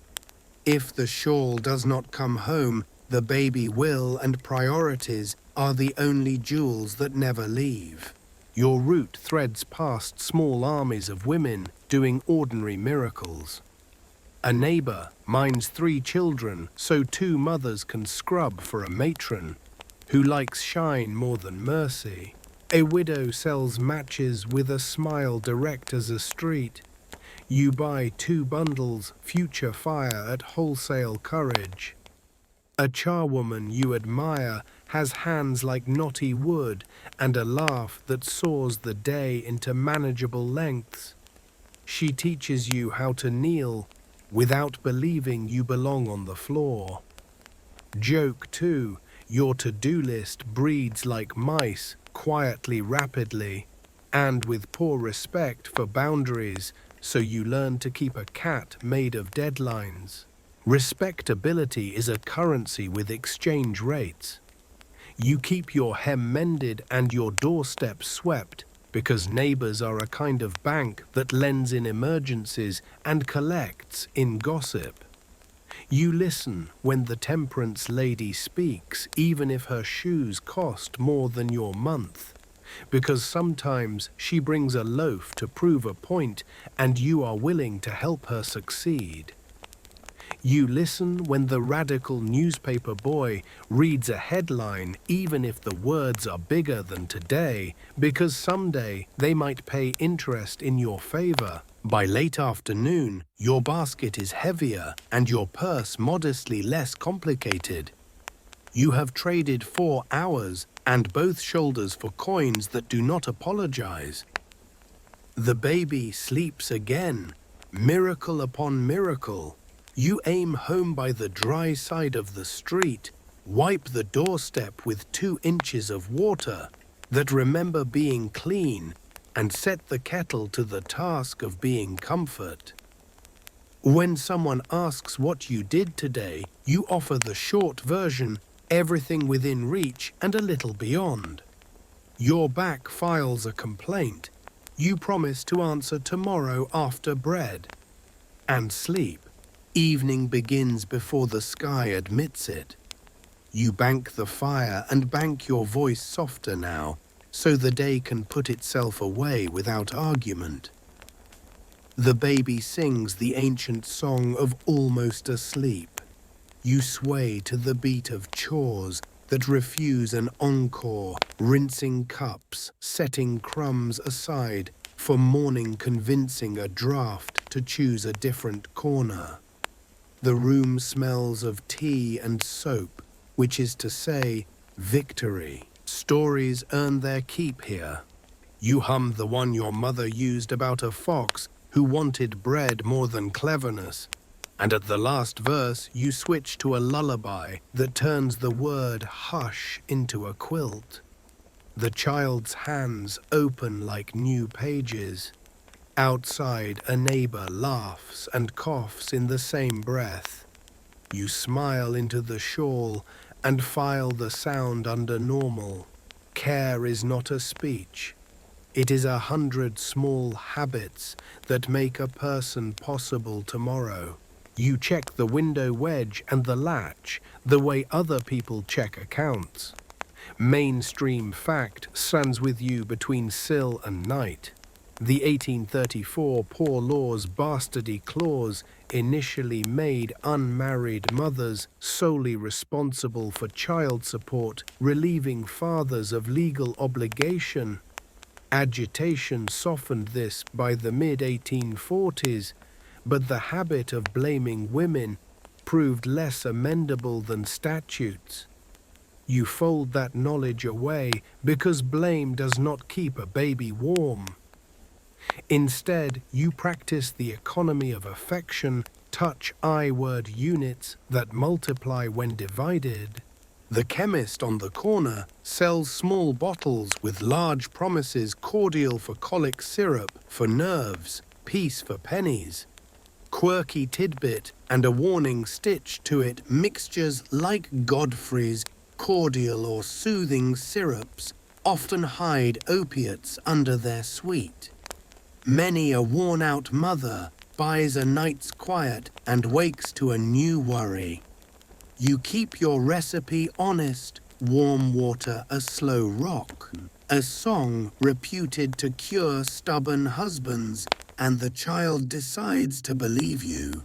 Historians still argue whether such patent cures saved families by granting rest or silently sharpened the toll of infant mortality. Your decision tonight is prudence over miracles. Neighbors move through your evening like commas, pausing sense rather than ending it. A girl brings back your thimble wrapped in newsprint as if it were china. You trade her a heel of bread and a secret about the lamplighter's route. A widow upstairs taps twice for help lifting a pail. You answer not because anyone is watching, but because you hope to deserve the same answer on a worse day. You have learned that charity done loudly is advertisement. Charity done softly is infrastructure. When talk happens, it happens in whispers with edges. There is a rumor about a landlord who counts children as if they were mice. There is another about a magistrate who suddenly believes in widows. You keep your tongue tidy, one never knows which wall has ears and which ear has rent to collect. Still a joke slips out. If respectability were a shawl, it would never be in pawn, and that is why respectability cannot be trusted with weather. Joke 3 filed and finished. You mend by candle rescuing socks that have seen more miles than maps. The thread snags, you breathe, the thread relents. The baby stirs and resettles with the heartbreaking competence of the very young. You lay tomorrow's clothes in a row that implies order and swallow a sip of tea gone cool. Your back clicks a complaint. You negotiate a truce that lasts until morning's trumpet, which sounds suspiciously like a kettle. Mainstream fact returns for a gentler coda voluntary ragged schools, and later the 1870 Education Act begin to pull even the poorest children toward basic schooling. Daughters often thread lessons between water carrying and watch baby learning letters that might someday price seems higher and sums that might prevent a cheat. You trace the alphabet on the baby's palm, A, a roof over a wall, B, a belly full of soup, and feel the day exhale. Historians still argue whether literacy softened the city's cruelties or merely taught better letters for the same hard words. You hold both possibilities and choose the one that helps you rise tomorrow. Finally, you allow yourself to sit, not because duty is done, but because duty must not forget the person doing it. You count the coins without letting them count you. You tuck the violets into a cup, and the room chooses to smell like a lane in spring, rather than a court in winter. You set your hand on the baby's back and watch the small engine of a future run under your palm. When the last coal sighs and the kettle cools, you thank the day for not dropping you, and you thank yourself for not dropping anyone else. Sleep approaches like a fair bargain. If morning asks whether you are strong, you will answer with the list you keep and the love you spend. You smooth the blanket, dim the room, and whisper goodnight to the fog outside, then to yourself. You read the morning like a label, and it says water, first courage, second. The pump at the corner looks innocent, iron spine tin cup on a chain. A little trough where dogs publish their opinions, but your hands remember what your throat forgets. When it's thirsty, London water has a backstory. You test the handle. It answers with a cough older than you. The first gush runs cloudy as rumor. The second clears like a conscience trying again, and you hold the cup near your lip while your nose votes no. Boiling waits at home a kettle that doubles as doctor and priest. You have options no one envies. A water seller trundles past with yokes and pails, whistling a tune that sounds like hope with a handle. He cries fresh drawn as if vowels could filter rivers. His price is fair if you have coins, unfair if you consider microbes cheap. A boy hired by a landlord who loves economy tops up butts in the courtyard from a cistern that collects every generous gift the sky regrets. Birds use that water as mirror insects, as ballroom, and something unnameable as a long-term lease. You prefer the pump not because it's clean, but because at least you can see what you're gambling with. Mainstream fact: by the Metropolis Water Act of 1852, London suppliers were required to move intakes above Teddington Lock and filter the water. Yet outbreaks persisted in 1866. East London suffered a cholera wave when contaminated supply from the Lee slipped past improvements. The last great reminder that pipes can carry danger as elegantly as convenience. You have heard the story retold over tea like a cautionary fable with brass fittings. Boyle, it says, every aunt who has earned the right to be believed. Still Thirst argues like a lawyer. You take a sip small enough to file under research, then another to stain your doubts with warmth from the stall where tea does its civilizing work. If you squint, you can taste far hills. If you don't, you taste roofs. A gentleman strides past with a silver-mounted flask, confidence in his step, and whiskey where his water ought to be. He looks like a man who never swallows worry without proof. Joke 1. London offers tasting notes, oak smoke and please don't ask. And yes, the finish lingers longer than politeness. A neighbour swears by double boiling kettle to pot, and back again as if ceremony could frighten illness. Another trusts small beer, the weak ale that walked the city through earlier centuries when wells were suspect. You try to remember how many cups make you alert before they make you argumentative. The kettle earns its keep singing the same song to porridge and paranoia. The baby gets water cut with milk if you can afford it. If not, barley water and hope. You have learned to read clear not as safe, but as to be continued. Quirky tidbit: the new philanthropic drinking fountains, granite lion-headed spouts pop up outside churches and markets, gifts from temperance societies that want to baptize thirst in virtue. Some even come with chained cups, which the city promptly breaks, repurposes, or forgets to clean. For a week after each unveiling, everyone drinks righteousness. By the month's end, the same stone wears a beard of lime and gossip. You use them when the queue is short and your faith long. Fingers on the pump handle, you think about pipes that run like iron intestines beneath your boots. They leak in polite places and gush in rude ones. A burst main turns a street into theatre. Children cheer, men swear, women triangulate buckets like generals placing guns. The water company clerk arrives with paperwork sharp enough to cut bread and explains why the bill appreciates poetry. You nod, file his logic under fiction, and go back to catching drips in pans that know more hydrology than Parliament.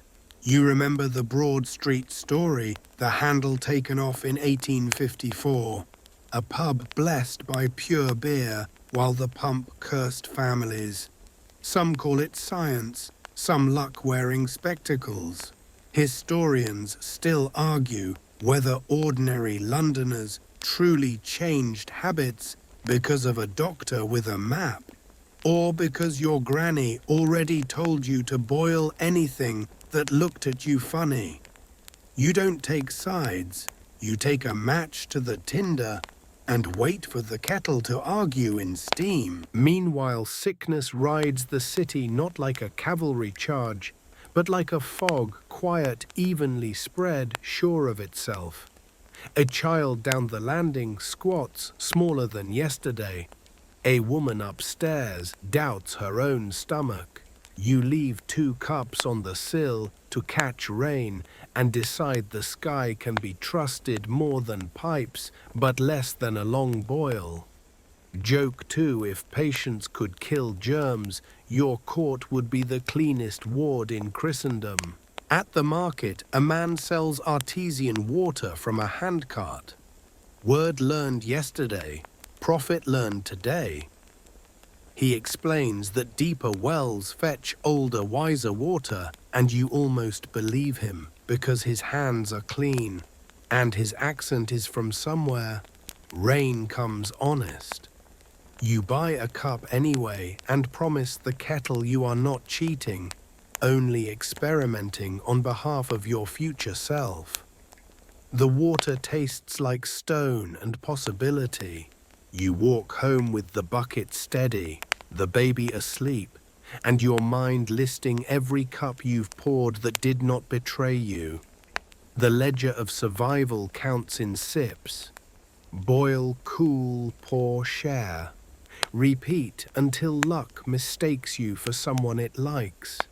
Joke 3 soft as steam in London, you don't drink water. Water drinks a little of you, and then you both agree to call it even. You learn the city's other rule the same hour you learn to carry a bucket.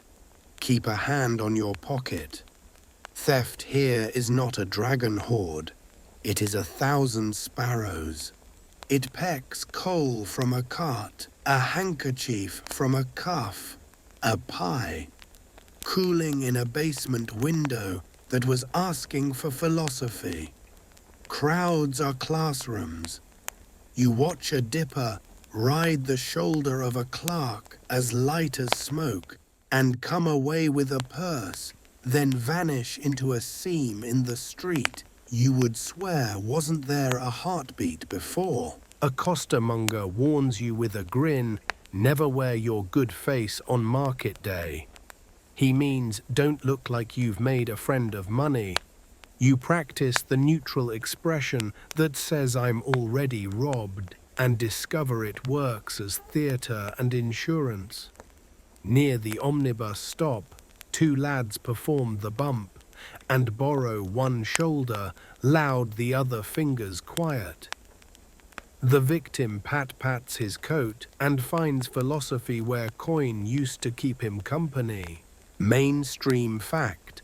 London's Metropolitan Police, 1829, turned out in blue coats to civilize streets once patrolled by Bow Street runners and private watchmen, and crime statistics began to be tallied with something like method. Yet papers still found panic profitable. The garroting scare of 1862 had respectable men wearing metal collars and the Home Office tightening penalties for ticket of leave convicts. You cross at dusk and observe how a headline can make every shadow look educated in strangling. You know the small thieves' liturgy by heart area sneaks slip through the iron rails into kitchen basements and lift spoons that won't be missed until tea. Washing line artists liberate shirts and leave pegs like tombstones. Coal rats ride wagons to levy a sack of night off the back. You keep your eye on your own line and your envy parked where it can do no harm. A girl you admire too brave by half palms apples with a grace that should have paid her way in a theatre. She eats one core and pockets another for a brother. Justice takes notes it seldom uses.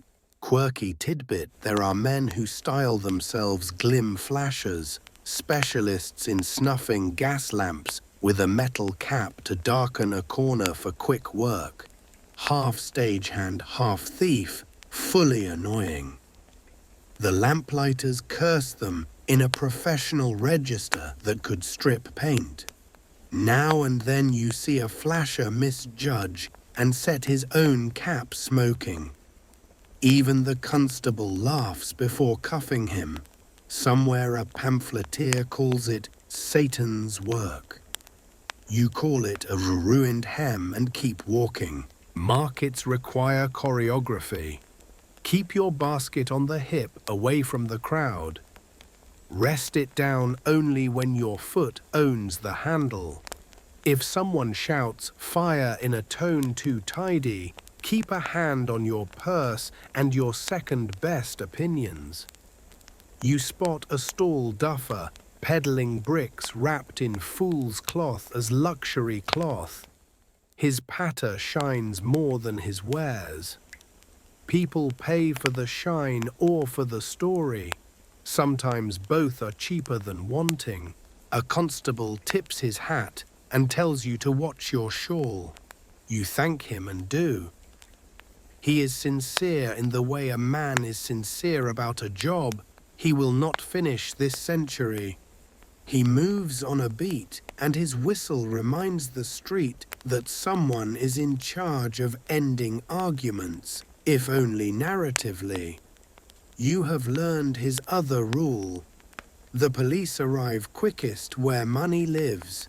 Everywhere else, neighbors deputize themselves, and gossip deputizes the rest. Historians still argue whether mid-Victorian London actually experienced more crime than earlier decades, or whether literacy newspapers and reformers amplified what had always been there.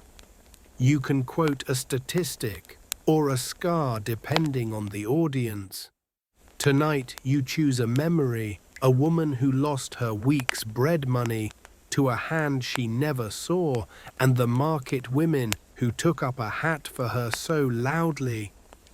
Even the thief blushed somewhere safe. You keep your pockets awkward, an old trick that makes a nimble hand hesitate. You pin the baby's blanket through your own shawl so a stray tug tells on itself. You wear your purse under your skirt when you must, and in your shoe when you're desperate. You teach the child to count buttons and the fingers that touch them. Games are lessons with manners. Joke 1, if pickpockets earned badges the best, would sow them where your eyes never land. There is theft you pray for, the kind that steals your bad luck for an evening, and theft you forgive, the kind that steals a loaf from a sill the world meant for show, not dinner. You remember being hungry enough to understand both. At home, you lock twice and hide the key where even you must think cleverly to retrieve it. Then you give a neighbor half a candle because darkness is the city's favorite accomplice, and you'd rather arm the street with light than argue with shadows tomorrow. Joke 2, your door has become a philosopher. It debates everyone who knocks. It lets in very few syllogisms. You fall asleep sometimes, cataloguing what you still own: a spoon, honest as a judge's wig, a pot that forgives burning a threadbare shawl with a good memory, a child who recognizes your laugh in the dark. The city would steal all of it if you stopped paying attention. You don't stop. Joke 3, whispered to the ceiling, if vigilance were currency, you'd be rich enough to nap.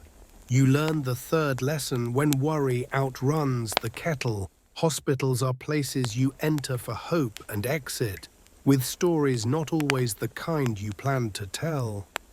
The building smells of carbolic and cabbage fear and vinegar, wet wool and candles. Benches line corridors like patient sentences. Nurses move with deliberate mercy caps, bright as punctuation. You present a cough that negotiates a cut, that refuses a fever, that reads like bad poetry. A clerk transcribes your name as if spelling could cure. Beds crowd like docks at low tide.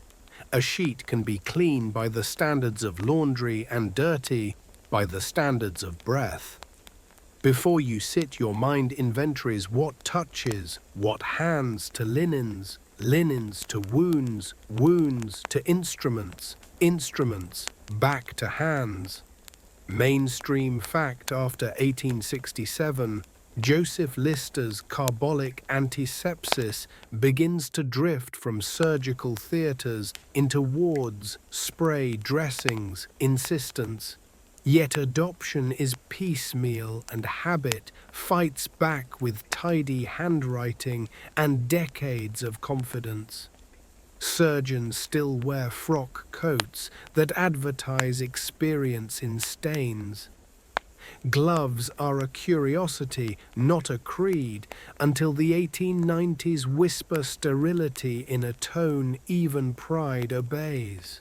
You glimpse the theatre itself, a real one-gallery seats for spectators, a table illuminated like revelation instruments gleaming their allegiances. The house smells like metal and conviction. Quirky tidbit operations once drew crowds the way a ballad singer does students and civilians craning for a view of daring with a side of feint. Speed was genius before cleanliness learned to speak Latin. A surgeon's brag read in seconds, not survivals.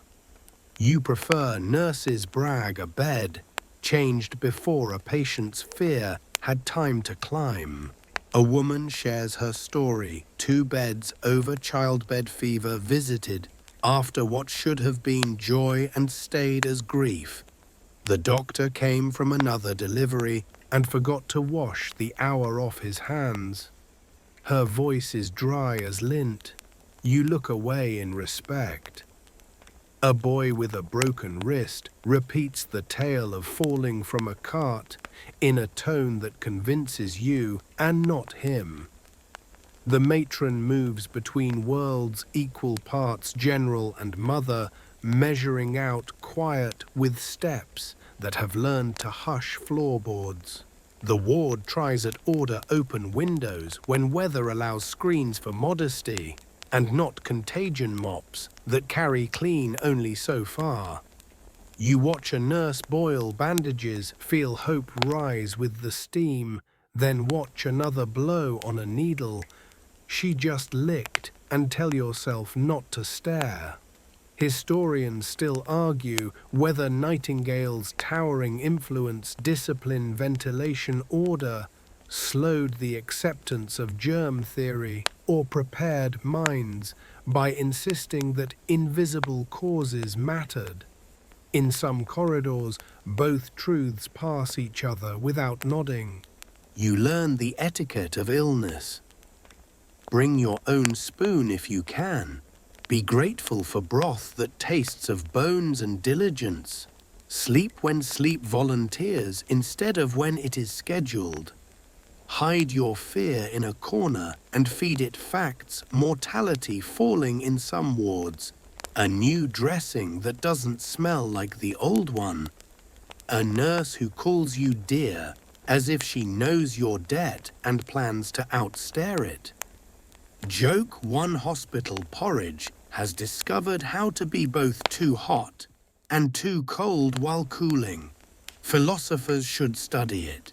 A doctor demonstrates the new carbolic spray, fine mist like sea weather, while an older colleague sniffs and summarizes decades. We did very well before perfume. Somewhere between them, patients choose to believe the one whose hands feel kinder.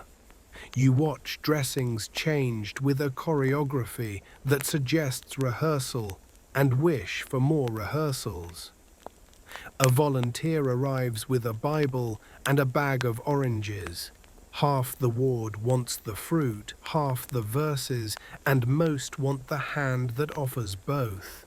Night deepens, and the ward becomes a parliament of coughs. You measure time by rounds and lamps. The nurse sits a fretful child and tells a story about a brave kettle that boiled every germ in London until it fainted. The child laughs and drinks. You consider leaving tomorrow, a.m. May, against municipal advice, but decide your cut likes clean more than pride. Mainstream fact, gentle version. By the 1870s, 80s, new fever hospitals segregate smallpox and scarlet, and isolation stops some tragedies at the door.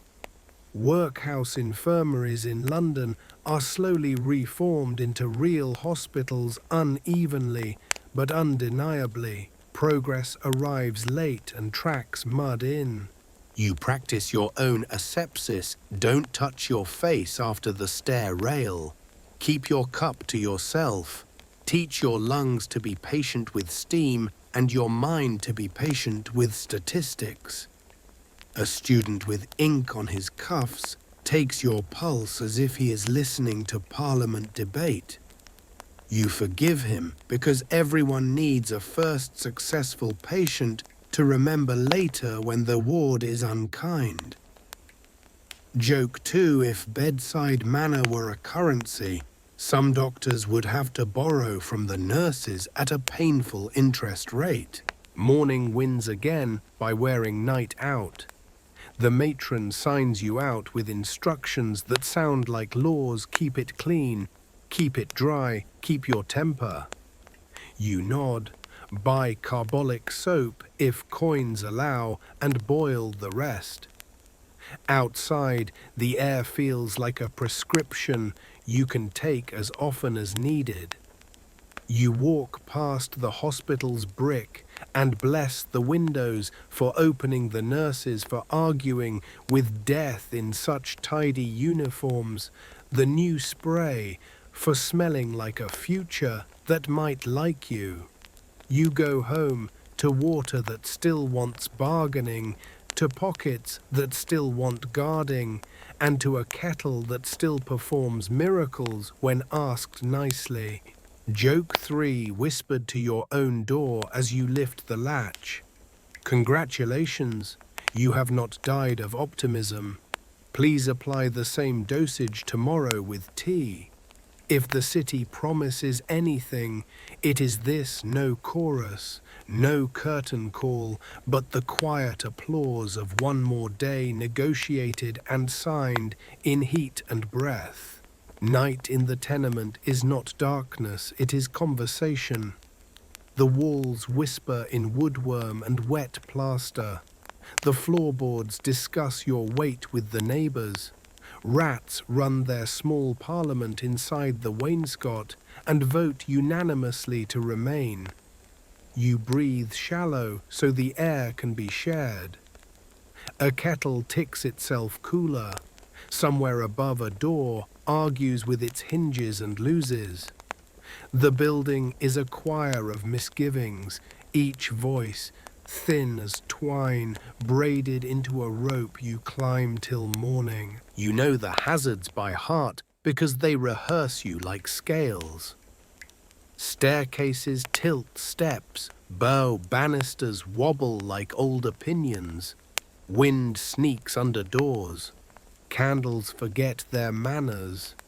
A drunk quarrel starts 2 rooms over and travels down the stairwell like a sermon, pausing at each landing for fresh footnotes. You listen with one ear for words turning into shouts, and with the other for the scratch that means the rat catcher is late again. Mainstream fact steadies your hands since 1866. London keeps a uniformed Metropolitan Fire Brigade under Captain Later, Sir Eyre Massey Shaw, steam engines and trained crews drilling for the moment. A spark tries to be king. Brass helmets, leather hoses, horse teams that lunge at night like tuned thunder, real reliable and never as close as you wish. A bell clatters far off. You inventory your own defenses, water in a pail, a blanket kept damp on purpose, a plan feel the door crawl low, count steps. Rats are biography in motion. They deliver commentary newspapers cannot fit between advertisements. Quirky tidbit to file under grisly charm, mid-century London boasts celebrity rat catchers, Jack Black, most notorious, who tame ferrets, train terriers, and sell fancy-coloured rats to ladies as pets, with the same hands that thin the swarms. You do not keep a rat, you keep a broom and a hard glance. Bread hangs in a net from the ceiling, because bread left low earns teeth it did not order. The building keeps secrets in gas pipes and chimneys. Stoves cough if flues are sulky. Wall cracks learn to sip draughts like pennies. You teach the children to feel the doorknob for heat, with the back of the hand to crawl, if smoke wants the ceiling to say their name steadily, so a rescuer can follow a sound when eyes cannot find a face. Ladders live 2 streets away, and the brigade lives farther. You keep a rope of sheets knotted in the wardrobe and call it insurance no company will issue. Fire when it visits writes fast. You wake to a shout and to the smell the city knows better than him. The corridor becomes smoke in the manner of a magician. Now you see wood, now you do not. A bucket line assembles itself, women at the pump boys on the stairs. Men cursing as they learn the weight of water is a kind of law. Shore's men arrive helmets catching the flame light and make a line of brass and orders between panic and ash. You discover that smoke is not air with decoration. It is an argument that steals breath. Historians still argue whether domestic violence, a phrase that hid behind doors, left larger scars than the occasional spectacular fires. Whether magistrates undercounted the blows women survived, or journalists exaggerated the cases they could sell. You do not argue. You memorize who needs checking and tap twice on a door as if delivering bread, not a lifeline. Kindness here is a quiet profession with terrible hours. By day, the Perils tidy themselves into routine. Roof slates loosen and wait for a wind to make them memorable. A child disappears for 2 hours and returns with a grin and a scold that will be funny next week. A man vanishes for a day and returns with a story that drinks more than he does. The building eats shoes, fingernails, and any coin that falls with ambition. You salvage what you can and learn the names of mice because naming makes patience feel like choice. Night returns with its pockets full. You listen again, quarrel shrinking, to mutter mouse to rat, to silence a bell far away, telling neither fire nor prayer, just hour. You practice the drill without standing ladder in your mind. Stare in your breath, baby, under your arm, in the exact fold that keeps both hands free. Joke 1, if the Tenement were an actor, it would insist on dying on stage every night, and then report for rehearsal at dawn. When sleep finally hires you for a few hours, you accept on condition of early release. You keep a boot by the bed and a coat on the nail, because false alarms are cheaper than funerals. The building groans once, twice, and decides not to fall. You thank it with a human trick, forgive it in advance for tomorrow, and it lets you keep this hour whole. For tonight only. Fog arrives like a letter the city keeps writing to itself. Dear London, remember who owns your lungs. You wake to a window turned to parchment and a room that smells of candle cabbage and low cloud. When you open the door, the hallway becomes a tunnel, a throat of yellowish air that tastes of coins and smoke. You tie your scarf higher and breathe by choice, not reflex. Outside the yard loses perspective. Distances collapse into weather. The cobbles sweat. Lamps sulk in sickly halos. Carriages creep one wheel, one hoof at a time. A woman walks with her hand on the wall, the way a swimmer keeps a palm on the pool's edge. You count steps and hope the gutter remembers down. Mainstream fact steadies your worry in 1873. A 5-day pea super sits over London and kills more than 270 people. By the end of its stay, falls, fires, suffocations, and the way a frail chest decides it is done, arguing. Papers list numbers, then return to chess problems. The poor notice longer. Coal fires feed the cloud. A temperature inversion floors it. Chimneys make a choir you cannot hear. You adopt a liturgy lamp curb door breath. Traffic invents rules as it crawls. A cabman prods ahead with his whip. Another ties a cloth to the tailboard so pedestrians can follow. River whistles speak in a language of alarm and apology. A policeman taps his truncheon on the curb to make his own landmark. The streets grow careful. Even thieves hesitate when sight itself is utterly missing. You think of earlier fogs, the ones people dignified with names and poems. But this one does not want romance. It smells of burnt sugar, bad coal and old stew. Inside lungs, it becomes homework you didn't assign.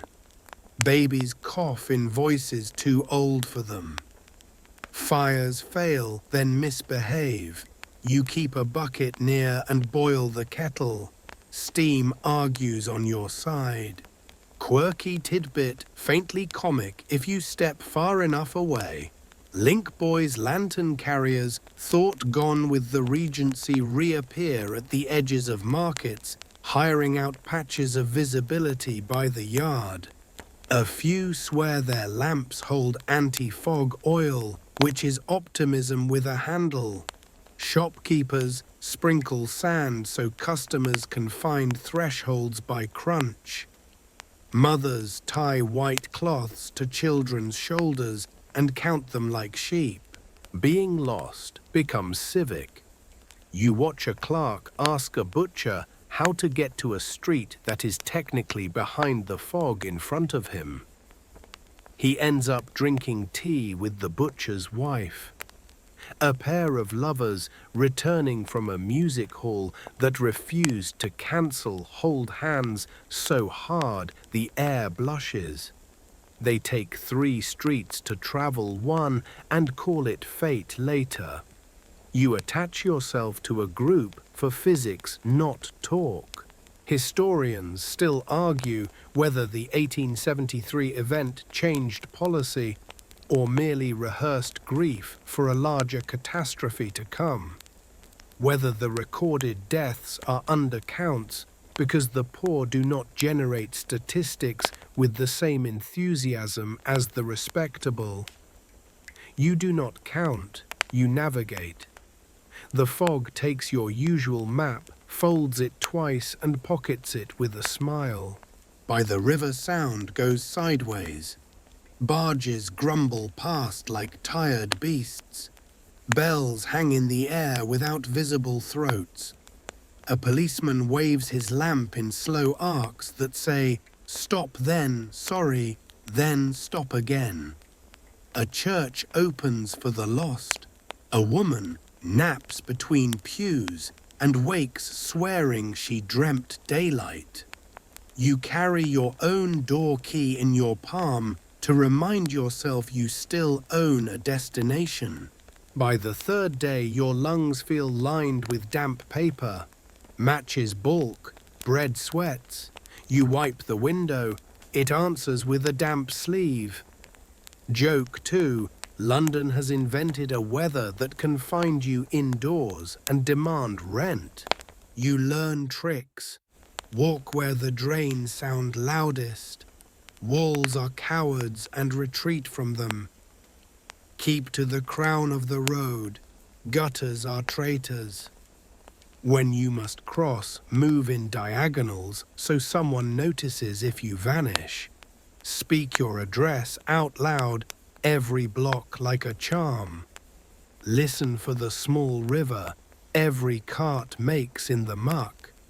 It is a thread you can follow backward if panic sews your feet together.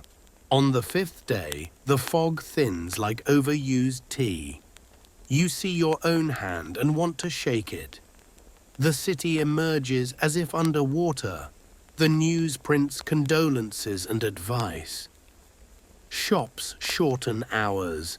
Omnibuses conductors count passengers twice and still lose one to the weather. Schools send children home in chains of mittens. At home, you stuff rags under the door, and the fog finds a key anyway, creeping over the sill like a thief, with time to spare. When the fog leaves the tenement, remembers other ways to be dangerous. Rats resume their rehearsals. Couples return to quarrels, paused mid-sentence. The staircase reclaims its right to surprise knees. Laundry emerges damp. Faces appear in windows, each with a different week. You make tea, add a shy idea of milk, and study the ceiling and plan for the next leak. Fire talk lingers. Neighbors compare blisters and argue whose coal smoked worst.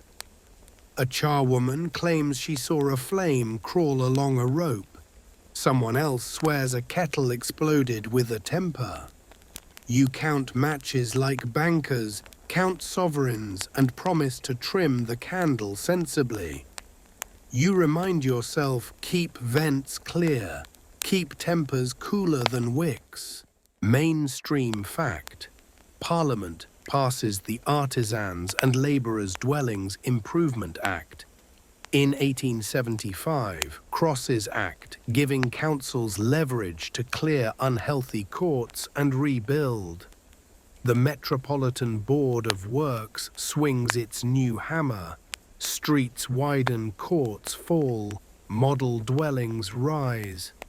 The map loses some rookeries and gains respectability. The poor are invited to be poor elsewhere.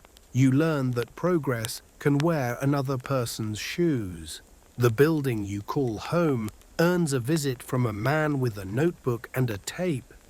He measures windows, writes ventilation, unsatisfactory stare unguarded, and promises improvement soon. Historians still argue whether clearances saved lives, equal to the dislocation, whether model housing admitted the displaced, and whether new streets offered cleaner paths to old hungers. Your hunger prefers present tenancies to future plans. Another mainstream detail murmurs at the edge the Peabody Trust's dwellings bring courtyards and taps, but also curfews and rules. Some families thrive, others balk and return to rougher rooms. Quirky tidbit shines on a few old facades. Fire marks, metal plaques from insurance companies still cling above doorways. Relics of an era when private brigades rushed to save only the buildings paid up with their emblem. The plates now mean history and rust. Still you glance at yours whenever a neighbour's candle misbehaves. The brigade answers all calls today, but old symbols like old nails refuse to leave the wood. Night settles into its usual negotiations. A baby proves lungs recovered. A couple laughs. A widow counts rent and violets and decides to believe in both. You make a census by sound snores, prayers, mutterings, the heroic sigh of a kettle. You bless the sheet rope in the wardrobe and hope it rots from disuse. The court below performs theatre. A cat patrols the ash bins with military seriousness. A boy rings 2 tin lids. The lamplighter recommends a quieter calling. A man known for fists whispers apologies. The street offers cautious applause. The building breathes in, ratchets, breathes out. You place a saucer of water for a neighbour's dog and feel briefly wealthier. Morning finds a new crack, wandering across the ceiling like a map. You trace it with a broom handle and decide Asia can wait. You write a list, cold soap, patience, then another for disaster's shoes, by the bed latch twice, bucket filled for safety tonight. You drill the child on exits like a hymn door, stairs, street left, door stairs, street left. You do not wish to be brave, you wish to be ready. A notice appears, repairs next week. A phrase with a long history of meaning someday. The landlord's man measures again. The tape is optimistic. You ask for a railing, a new latch, a line that won't drop shirts into gossip. He promises to tell the owner who is famous for living elsewhere. You send the promise downstairs with a grin that says you own a bucket and a memory, and will be here when the tape returns. Meanwhile, the city edits its weather without permission.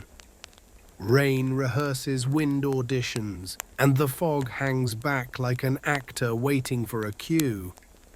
You buy sand for the doorstep and a cheap whistle for nights when shouting might be swallowed. You consider painting a line from bed to door and calling it modern art, with practical applications for fog nights ahead.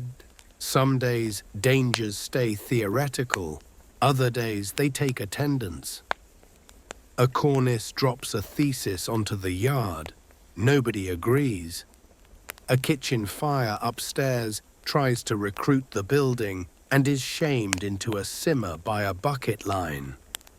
A neighbour disappears, then returns with new boots and an old smile. You store another joke and cut bread into diplomacy. You end the week like a runner at the tape. Grateful the race finishes here, not at a parish office. You tuck the child in, bank the coals, and listen for the city's verdict. It arrives as quiet, not praise. You take it. Joke 3, congratulations. You have successfully avoided interesting times. Never trust them. The building grumbles, promises to keep standing out of habit. And you answer with the most practical prayer you know, see you in the morning. Coal keeps the room alive and tries to kill you for the service. You crack the ashpan riddle the grate and feel grit sneeze against your wrists as if the house itself has a cough. Black lead waits on the shelf in its dented tin graphite polish that makes the iron shine like ambition, and you rub it in circles until the bars mirror your knuckles. The kettle hums approval. The chimney mutters terms. You lift the scuttle, count the lumps like coins, and feed the mouth of the range with a thrift that feels like prayer, enough to boil, not enough to sulk. Smoke chooses its favorite corner of your lungs. You learn to keep the damper half open, to crack the window an inch, even when the street sneers, to hold a page to the hearth and read the pull, by how the paper flutters. Today the draft behaves. Yesterday it remembered it was London and came back downstairs to visit. You brew tea that tastes of victory and coal dust. Joke one if a doctor asked what you're suffering from. You'd say a touch of London, and he'd nod like it's in all the medical books. Mainstream fact slides between cup and cough through the mid to late 19th century. London burns millions of tons of coal annually, household grates included, filling winter air with sulfurous soot. Chronic bronchitis is common, while consumption tuberculosis haunts bedrooms and statistics, taking more young adults than any single disease in many decades. You don't say statistics out loud, you just notice which stairwells echo with coughing and which windows stay dark by noon. Someone down the landing swears by cod liver oil, someone else by onion syrup. You swear by open air in short, affordable servings. You wipe the mantle with a cloth you keep honest for exactly 2 days. Soot falls like grey snow, and you herd it into the pan with the patience of a shepherd whose flock never improves. The range complains if starved and sulks if stuffed. You coax it with the steady hand you reserve for babies and bad tempers. The oven will be ready soon. The room already is. The baby dozes, the kettle sings, the wall by the window grows another faint moustache of grime you'll shave at dusk with vinegar and newspaper. You have feelings about air. Last year, a cousin insisted on sleeping with the window shut tight because night air kills. This year, you insist on a finger's width of forgiveness even in frost. A neighbor wedges a matchbox under her sash and claims her headaches left by the same road the draft arrived. You practice the same heresy when you can, checking the child's fingers for cold and the ceiling for condensation that wants to be rain. The old wives and the new pamphlets argue through you. You do what lets the baby wake warm and the walls wake dry. The morning's first cleaning becomes its own liturgy. You sweep the hearthrug with yesterday's damp tea leaves, the ones that refuse retirement, then shake it out the window in a blizzard of dust and thrift. You fold rags in a private taxonomy grease, soot honest water. You keep a saucer of eucalyptus under the kettle because a woman at the wash house swore the steam sweetens lungs. It sweetens the story if nothing else. You cough once, judge the color like a fortune teller reading tea, and decide to drink more of the fresh kind. Fuel is a budget and an anatomy lesson. You stack lumps small to hot, big to steady, and watch the plume that tells you which neighbor is spending too much on smoke and too little on heat. You can tell wealth by flame color and domestic peace by how often a pot boils without boiling over. The coalman swears his sack was weighed fair. Your wrist, now an experienced scale, begs to differ. Still you pay, because arguing with the man who delivers winter is a hobby for warmer months. A quick check of the flu joins your rituals. You light a twist of paper and watch the flame lean. Good chimney draws like a storyteller. If it didn't, you'd know the drill. Open the ash door, rattle the grate, bang the side like a drum to dislodge a sulk. You have a sweep's card pinned to the beam. the honest one, not the man who sells powders labeled miracle, and you book him when coins allow and superstition insists. The last time he came, he left a foot of soot in a sack and a joke about keeping it for mascara. You considered it and coughed no as an answer. Quirky tidbit to pocket with your Tinder. Some households dab bread on wallpaper to lift soot without smearing the soft crumb. A willing sponge, then eat the clean parts never. You toss the dabbed bit to the bin with a ceremony that suggests you could afford to waste a feast if soot counted as gravy. Vinegar and newsprint turns the window clear enough to remember daylight. When the sun does visit, it shows you everything you missed. You tell it not to be rude. Historians still argue whether domestic coal smoke or outdoor industrial fumes did more to etch bronchitis into London chests. Whether the curve of mortality owes more to fuel, to crowding, to wages thin as tea, or to doctors learning slow truths faster than bad habits retired. You place your vote in practical acts: damper set, right window, cracked kettle, faithful lungs bribed with steam. You live like a negotiator between fire and breath. The range glows, the room forgives. Your chest loosens enough to consider bread. The day like the great will need tending every hour, and you have matches. Baking is the day's rebellion, a warm fist raised in butter and flour.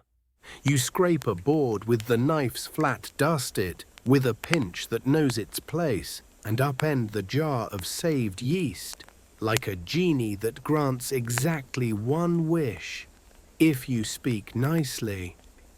The range has settled into useful heat, steady, not swaggering, and you test the oven with the old palm trick counting Mississippis you've never seen. The dough receives your hands the way a quiet child receives a story, suspicious, then convinced. Cast iron has opinions. The kitchener range, all dampers and small doors, wants to be managed like a baron. You flatter it with the right draft, and it pretends to be a kitchen for a house richer than yours. Mainstream fact by mid-century, closed iron ranges replace many open hearths in urban homes, promising thriftier fuel and steadier baking. Steam-milled flour and big city bakeries make shop bread cheaper and whiter than many home loaves, yet the smell of one's own crust refuses to go out of fashion. You knead until your forearms remember summer rivers and the dough begins to breathe back. A child leans on the table and leaves a galaxy of flour on her cheek. You dust a second star and tell her she's ready for Parliament. She laughs and steals a pinch of dough, rolling a secret roll for an afternoon surprise. You pinch salt with theatrically grave fingers as if seasoning a king's dinner. You oil the tin with a rag that knows every pan by nickname. When you set the first loaf to rise in a warm corner, the room decides to smell like hope. Outside, bakers' boys jangle trays and shout rolls in harmonies older than the cobbles. For a halfpenny you could buy two and spare your arms, but you want the right to tear bread that knew your hands. Historians still argue whether working-class women shifted to purchased bread mainly because steam milling and economies of scale undercut home baking, or because time devoured by laundry, hawking child minding became too expensive to spend on dough. You occupy the overlap some weeks you buy, today you build. You mind the flu and the future at once. Dampers trimmed, child's cough counted, Clock consulted, dough lifted to check whether the thumbprint springs back like pride. You slash the top with a sharp, quick X. Steam needs a gate, and slide the tin into heat. The door shuts with a noise almost like law. Joke 2, the rise you prefer in London is dough, not prices, though both tend to surprise you when you're looking away. While the loaf works, you raid the dripping jar for a spoonful to kiss a griddle. Today gets griddle cakes because the baby slept and the coal cooperated. Batter meets iron and argues in bubbles. You tickle them with a fork crumpet. Logic applied recklessly, and the surface pebbles into appetites. A neighbor smells heat and appears with half a joke and a full plate. You trade cakes for news because news cooks slower alone. You keep a second rebellion, simmering onions softened to kindness, scraps resurrected into stew, a heel of last week's bacon, lending authority to vegetables ambitious beyond their purse. The range approves. The kitchen fogs with a clean kind of steam. You wipe the panes with vinegar and paper so the world can admire your industry and you can admire your own. Flour on the child's nose becomes a badge. Soot on your wrist becomes yesterday's problem. Quirky tidbit needs its way into the hour on Good Friday. Hot cross bun sellers throng corners buns, scored and sugared the crosses, shining with an optimism that resists weather. Some Londoners keep one bun all year hung near the range as a charm against fire and failure. Yours, when you can spare it, survives until Whitsun, before charity demotes it to pudding. Bread remembers, so do people. You lift the tin and knock the loaf's bottom for the hollow drum that says finished. It answers yes like a polite tenant. You turn it out to cool and the crust sings that tiny glassy song starch, deciding who it will be when grown. Steam rises smelling of field and heat, and having done something correctly. For 10 minutes the room is richer than most parlours. You slice a heel, burn your thumb, forgive it, butter it into reason, and deliver it to the small hand that deserves first good things. You set aside a portion for neighbour and another for yourself later when bravery dips. Bread is currency and calendar apology and treaty. You tuck the loaf into a clean cloth, so coal will behave and pride will not. The range hums like a cat that approves of its own story. You clean the board with a baker's economy, save crumbs for stuffing scrape flour back to the jar, keep just enough on the wood to remember how it felt. The oven door yawns in satisfaction. You tell it not to boast. It glows anyway. Cleaning is today's other act of defiance. A polite duel with dust. You plan it like a campaign windows first, while daylight still believes in you grates, while the fire naps floors in sections so the baby can rule each fresh square foot like a new province. Vinegar and newspaper take the glass from foggy memory to plain honesty. Whiting kisses the hearthstone until it looks restored to its better nature. You blew the wash, so shirts pretend to be whiter than facts. You shake the rug like an argument you intend to win. The room breathes different when surfaces cease to complain. You black-lead the iron a last time and buff until it holds a dim reflection of your grin.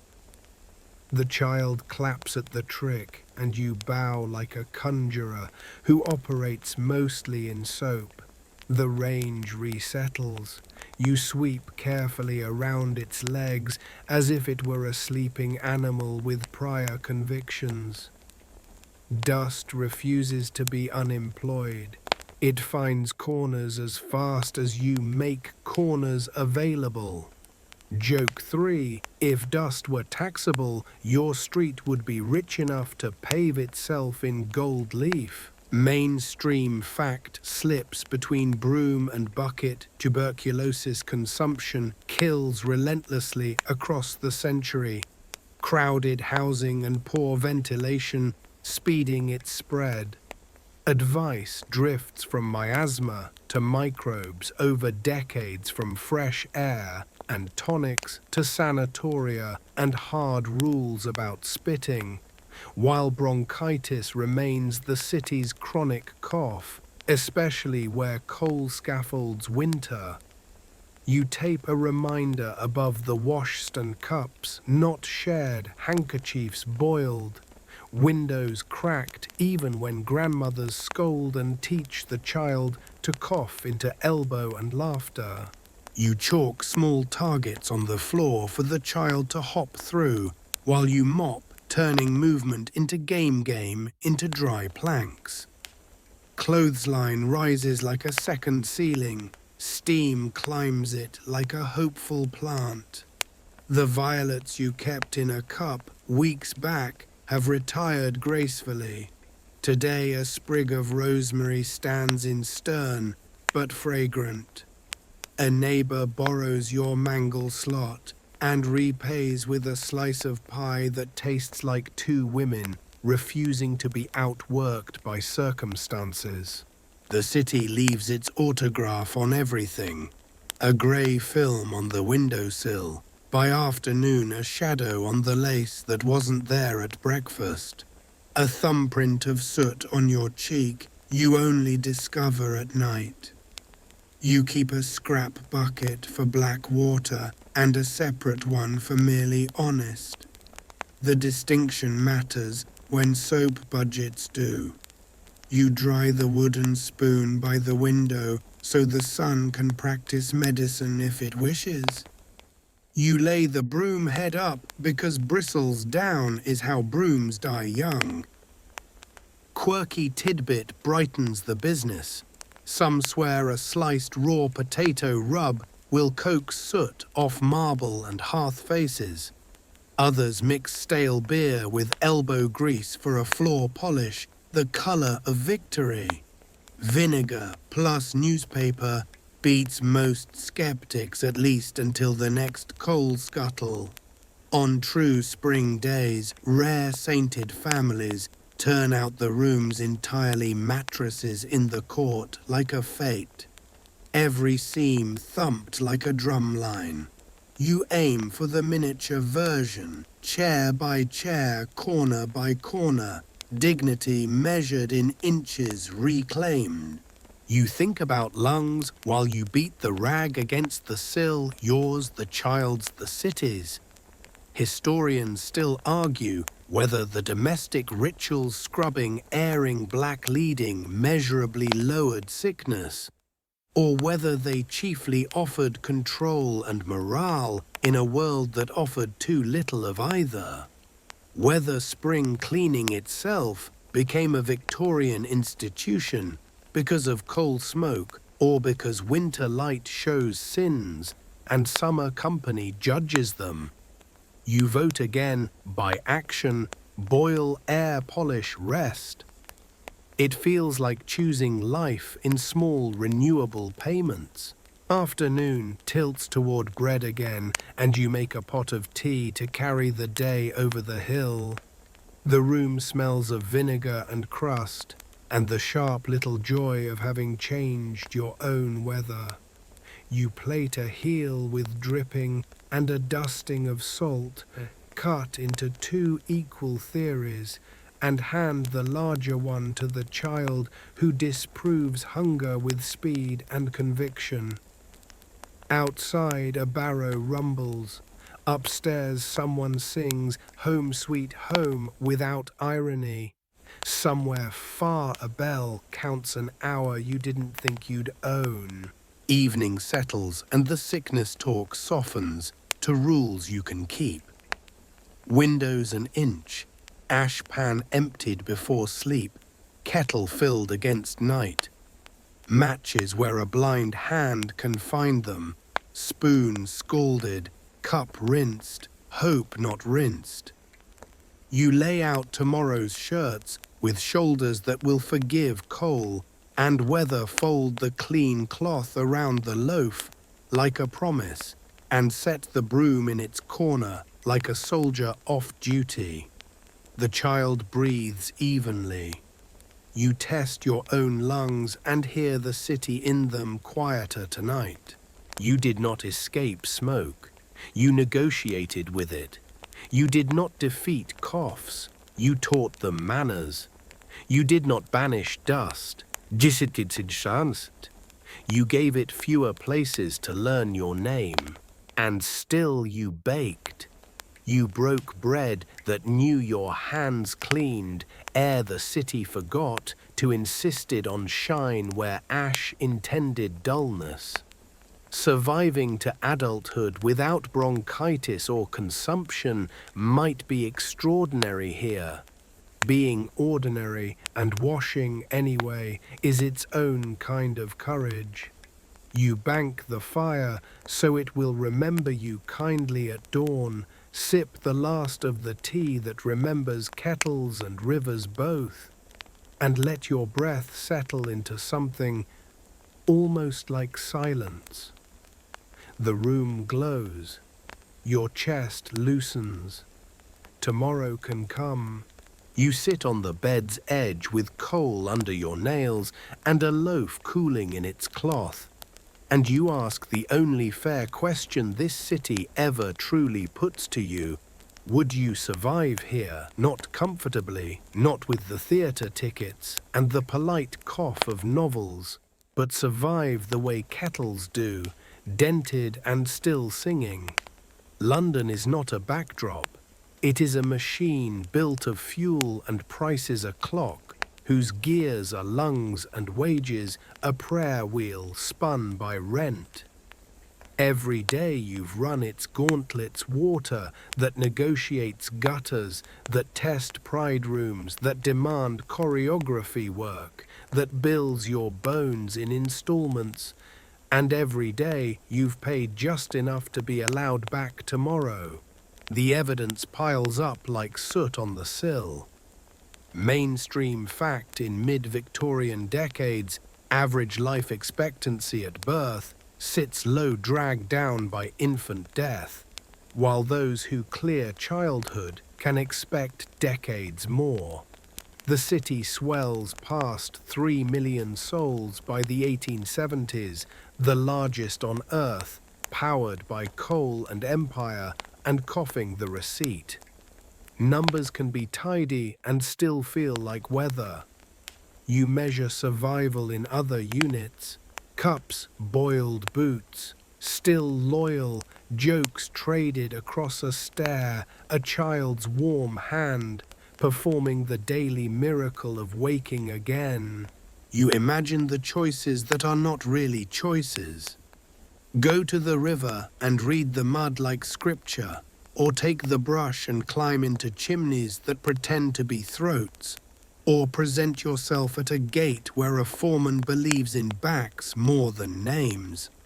If you are a woman and the law remembers your husband more easily than you survive by washing what isn't yours, sewing what you will never wear, caring for people the world counts only when they stop breathing.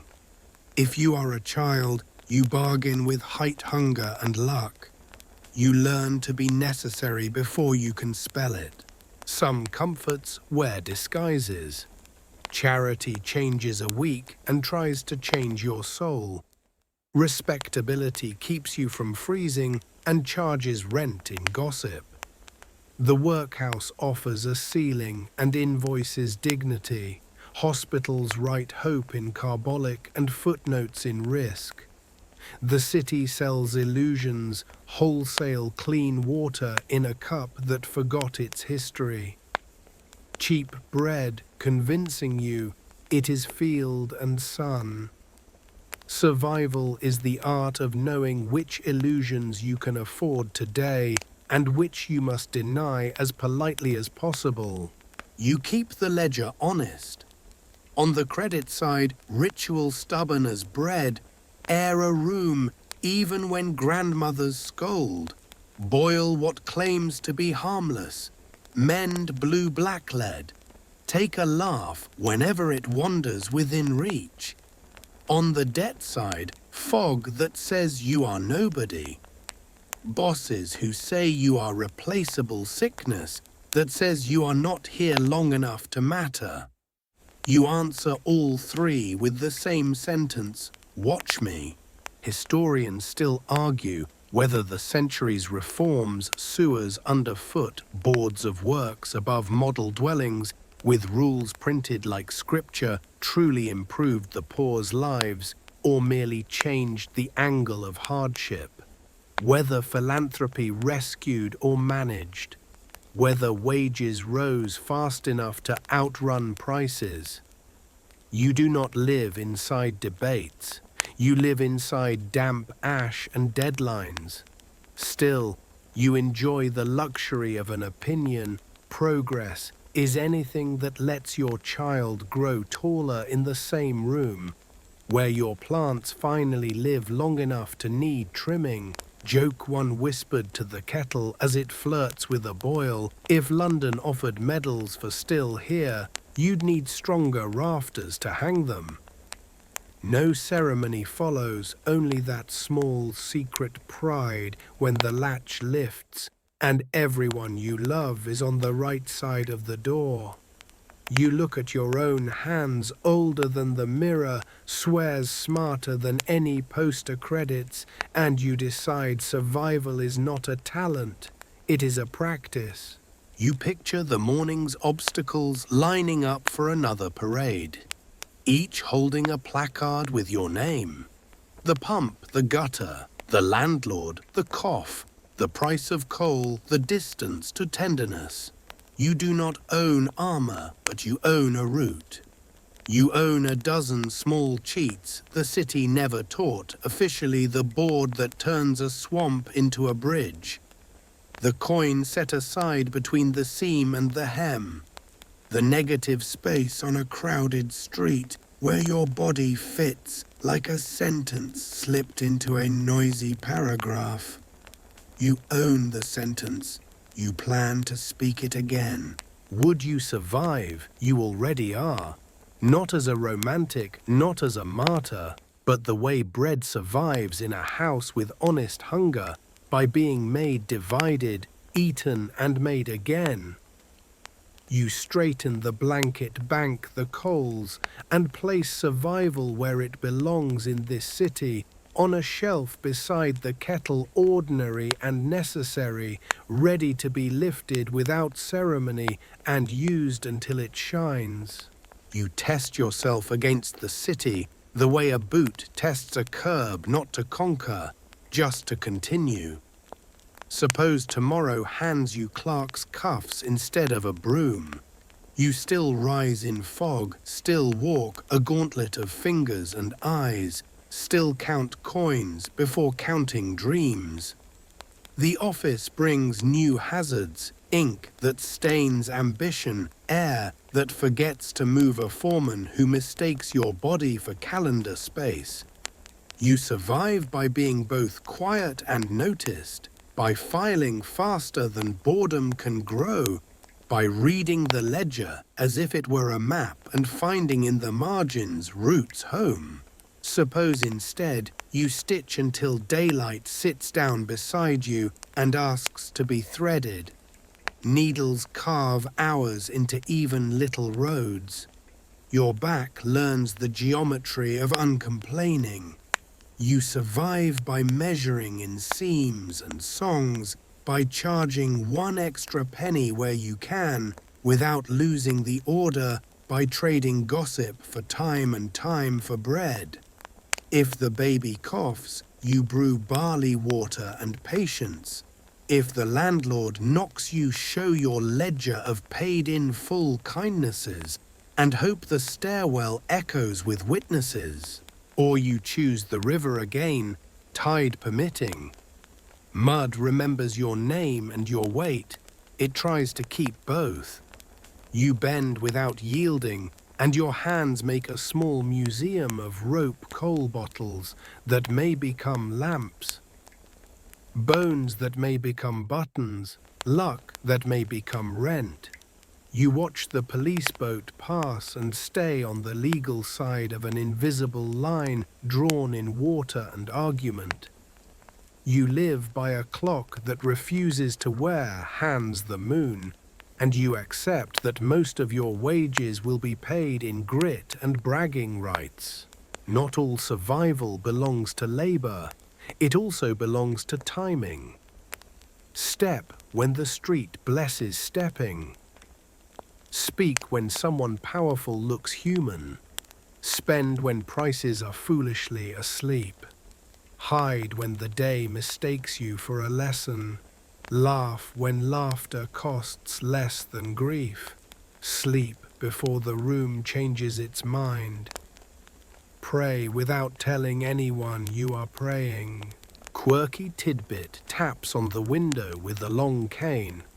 The knocker-up does his rounds at dawn, paid to wake the city before alarm clocks are ordinary, aiming peas at panes or wrapping sash frames to call you to wage and weather. You think about hiring one for your hope. Please tap on my ribs at 5 and remind me I have a spine. Joke too, if ambition had a pea shooter, every sleeping plan in London would have a polite bruise. Your kit for survival isn't glamorous, but it works. A scarf that can be a sling, a curtain or a flag. A spoon with no interest in running away. A coin taught to hide like a field mouse. A joke that converts strangers into neighbors for exactly one stairwell's length. A memory of where the pavement crowns and where it betrays. A list of names to say if you fall so someone will put you in a bed and not a ledger. Historians still argue whether the empire's wealth ever truly bought the poor a softer pillow, tea cheaper sugar, plentiful textiles low-priced, but the rent carnivorous.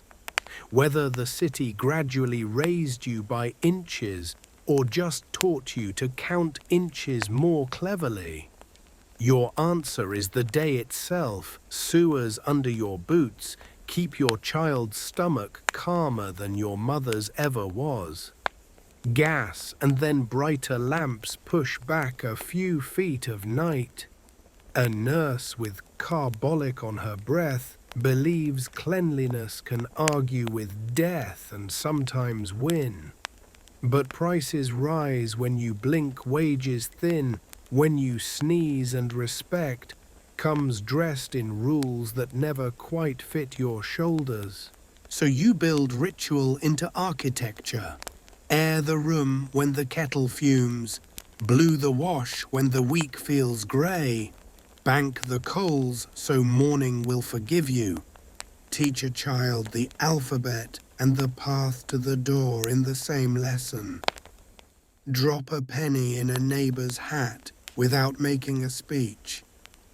Carry a candle stub wrapped in paper against fogs that eat lanterns. Fix a plank where the gutter rehearses disaster. Call the sweep on time. Save a heel of bread for the hour that always comes at 4. Would you survive? You answer by planning breakfast you cannot yet afford, and by tying your shawl with the knot learned from mothers who outlived rules. The city does not cheer, it does not notice, but it gets out of your way long enough for you to cross one more street with dry feet. And that counts as encouragement in a language you now speak fluently. The day exhales and you count.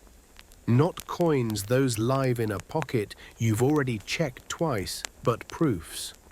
The room still stands, the child still laughs, the loaf still sings when cut, the kettle still keeps its promises. Beyond the window, London rehearses its next argument, chimneys clearing throats, gutters planning their autobiography, policemen practicing useful silhouettes.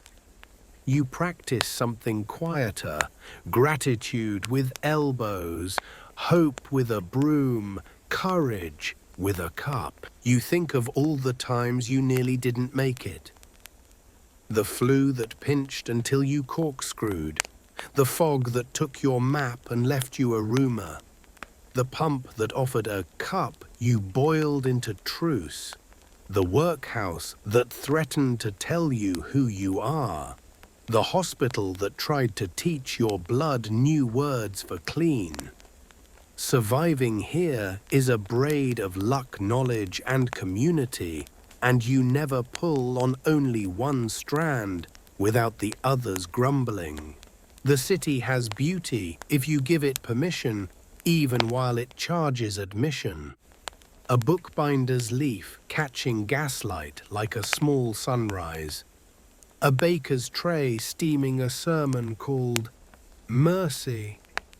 The river at slack water pretending to be a mirror for honest faces. A sewing room where a joke becomes a kind of wage. A tenement staircase where a woman steadies a stranger's elbow and invents for 4 seconds a government that works. Mainstream fact coal is this century's script and stagehand. Railways bind the map into a single impatient organism. Acts of Parliament arrive like sermons, some useful, some pious. But the everyday revolution is 1,000 small technologies of survival that never reach the papers, sheet, ropes, damp blanket, fire breaks, vinegar on glass, blue bag bravado tea as disinfectant with manners. Historians still argue whether London is a factory for inequality that refines suffering into statistics or a laboratory where stubborn hearts teach systems new tricks. Whether the poor mostly endured or also authored change. You pick your evidence off the line, a child at a ragged school spelling her first word, a matron boiling bandages until habit surrenders, a neighbour who says try the plank and means live. Quirky tidbit for the road. Some families keep a bun from Good Friday all year, hung near the range to guard against fire and hunger. Others swear by a horseshoe over the door, a few pin rat-tailed charms under the cradle, because a famous catcher told them so. You smile at the bun and keep the bucket filled anyway. Magic is welcome, but water hauls faster. Joke 3. Soft enough not to wake the baby, if Victorian London wanted to kill you, it would have to queue. You already have an appointment with tomorrow at the pump, then at the baker's, then at a job that believes in timekeeping more than miracles. You plan to keep all 3 and add a 4th sit for 5 minutes and watch the light change on a clean window. You close the circle with the question the video promised and the city earned. Would you survive Victorian London? You answer now after a long day of ordinary heroics, not with swagger, but with specifics. Yes, if you learn the map of creeks, the grammar of gutters, the etiquette of fog, the chemistry of kettles, the economics of crumbs, the politics of neighbours. Yes, if you accept that comfort is rare and sweetness comes in spoonfuls, that love is built in chores, and that pride is a shawl you pawn and redeem and pawn again without losing yourself. Yes, if you count survival not as luck granted by the powerful, but as craft practiced by the poor until it looks like luck. And if the answer is maybe that honesty is the most London answer of all, you pull the blanket higher bank, the coals lower, and set a cup by the bed in case smoke wakes thirsty. Tomorrow's fogs will stage fresh illusions. Tomorrow's gutters will invent new jokes. Tomorrow's prices will try you. You will make tea, you will mend, you will cross, you will return, you will sleep. Slow your breath with the room. Let the boiler hiss in your mind soften into something like rain at a distance. The city that felt so close a moment ago can step back now like a stage crew dimming footlights, like fog deciding to choose another street. You are allowed, just for this little while, to keep the best of what we walked through and lay down the rest. Picture a single window cleaned with vinegar and patience catching a last ribbon of lamplight. The glass holds a faint warmth from the room and a faint chill from outside. And between those two temperatures, a thin peace forms simple as steam on a quiet cup. In that peace, the kettle does not hurry you. It remembers gently that water knows how to be calm when no one asks it to boil. Let your shoulders unclasp. Let your jaw forget prices. Let the stairs in your head stop arguing about who will creak first. If a cough tries to rehearse, give it a smaller stage and a softer audience. If a worry taps your pain like a knocker-up at dawn, you can thank it for its punctuality and ask it to return at a more sensible hour. Somewhere a baker is sliding a loaf from heat. Somewhere a lamplighter is dousing a flame.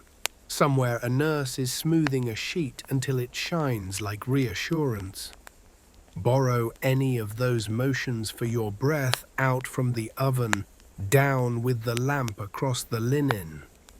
Long inhales, longer exhales, and the little pause that tells your body there is time enough. The room will keep. The city will wait.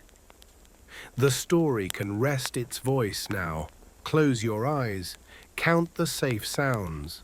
Drift like smoke that has remembered it was only air. Good night.